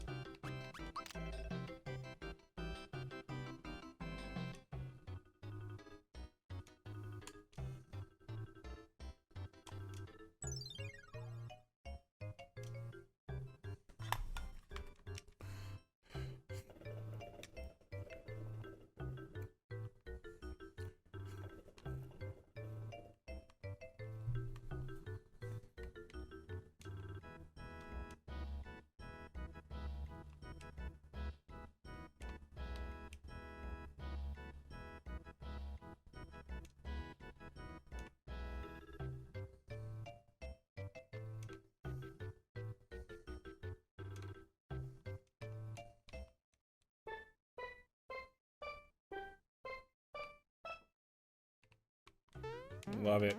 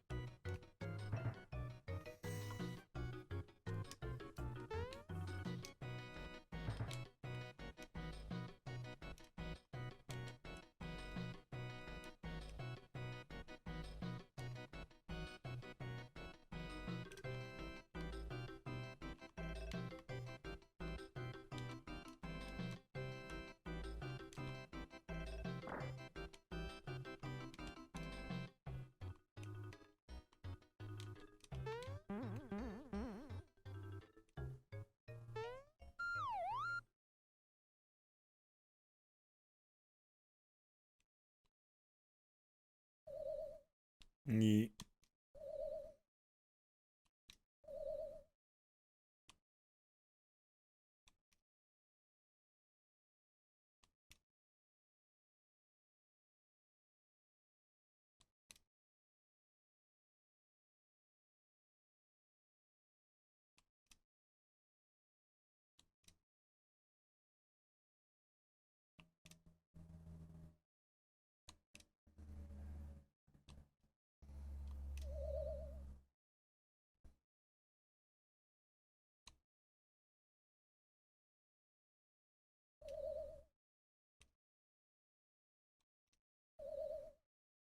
And a wooden flower, green bed.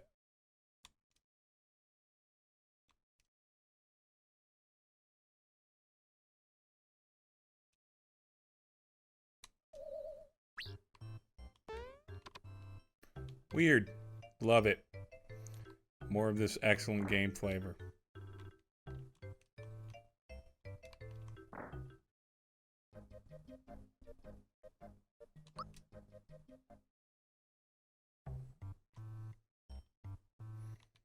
Oh, now I can just go into green.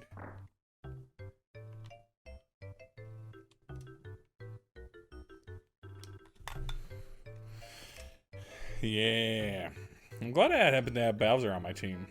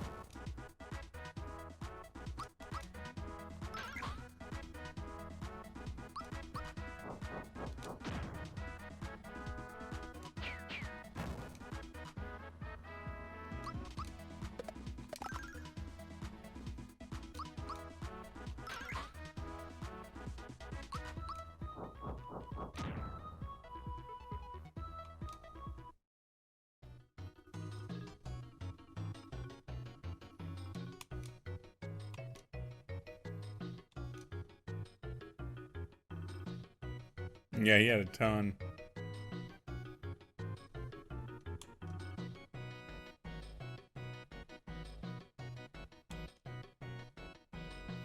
Oh my Christ, what the fuck is this little guy?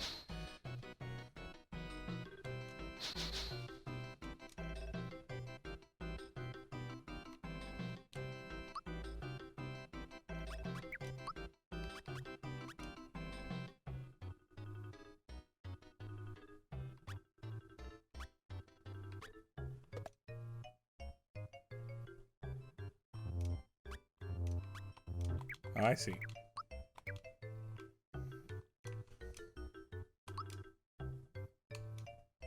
He's probably gonna whoop my butt, but let's see what he can do.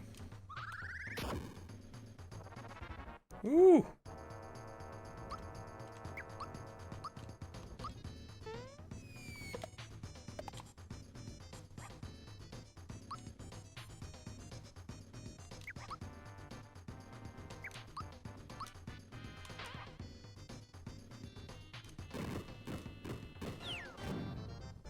And Peach goes down.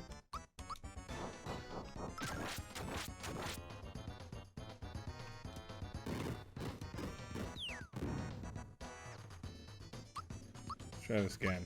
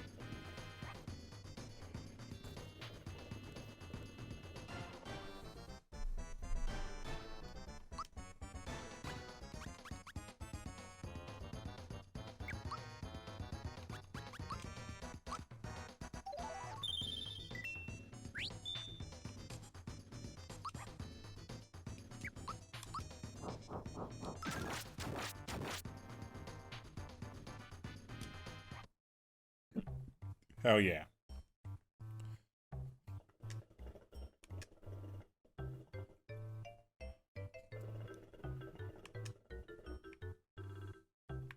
God damn, this guy's challenging.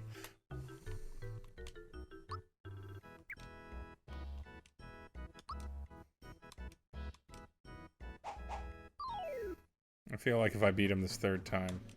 Oh no, I don't like that. Don't love that.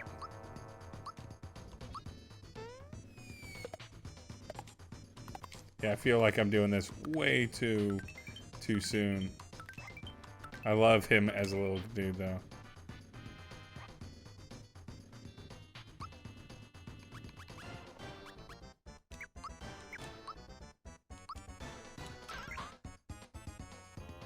Oof.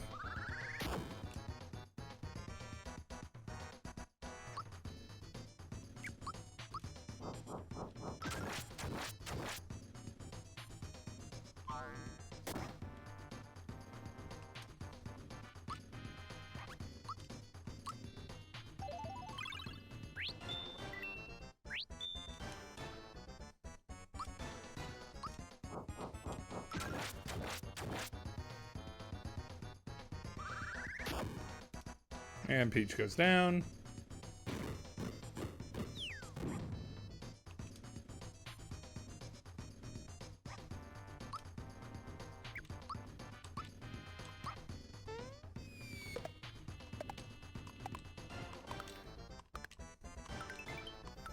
Hit him with those ultra jumps.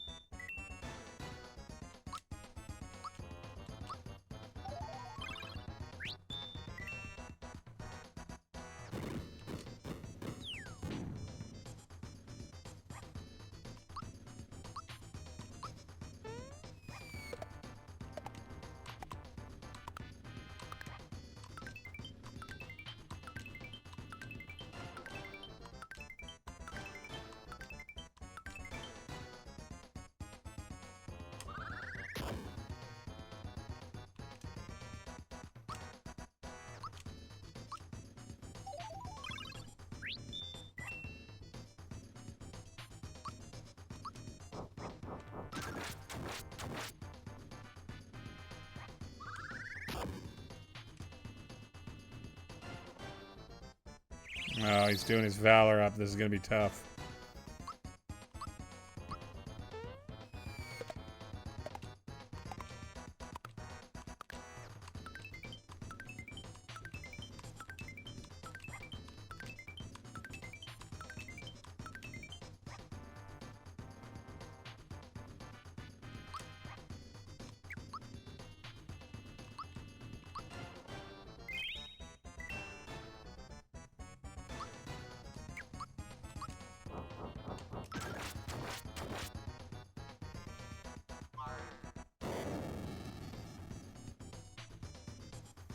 Ooh.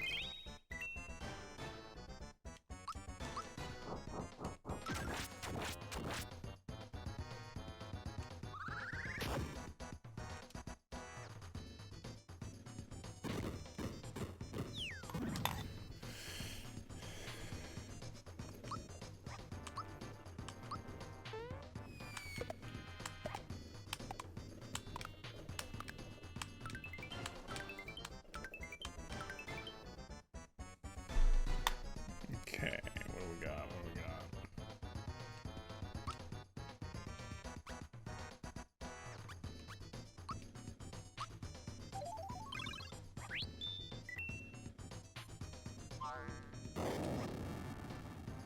Well, that felt underwhelming.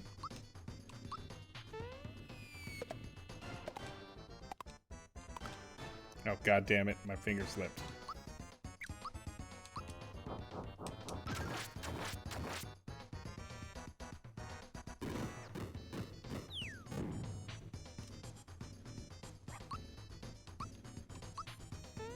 Keep doing these ultra jumps. Hopefully hit them at maximum. Might be able to pull this out. Might not have the equipment, the items left for it. Ah, fuck. Yeah. Baby him damage-wise. That's fine. Let's pick me up for Bowser.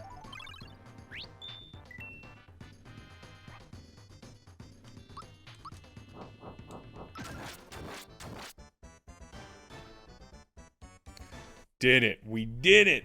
We got there. Woo.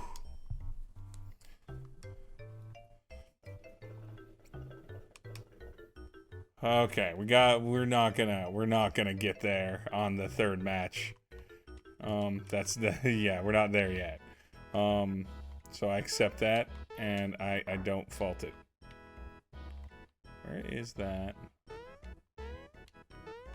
I want that guy.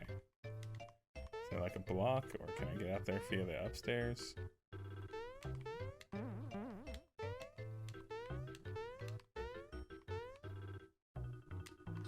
Yeah, I feel like that's the key he's talking about, but I don't quite know how to get up there, but that's fine.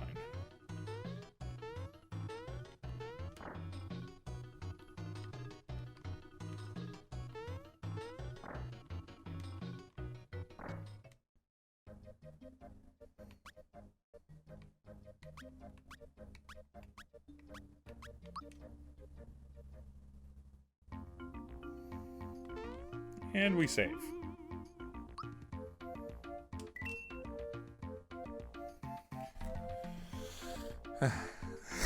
I love all the chiefs and champs and tigers. It's great.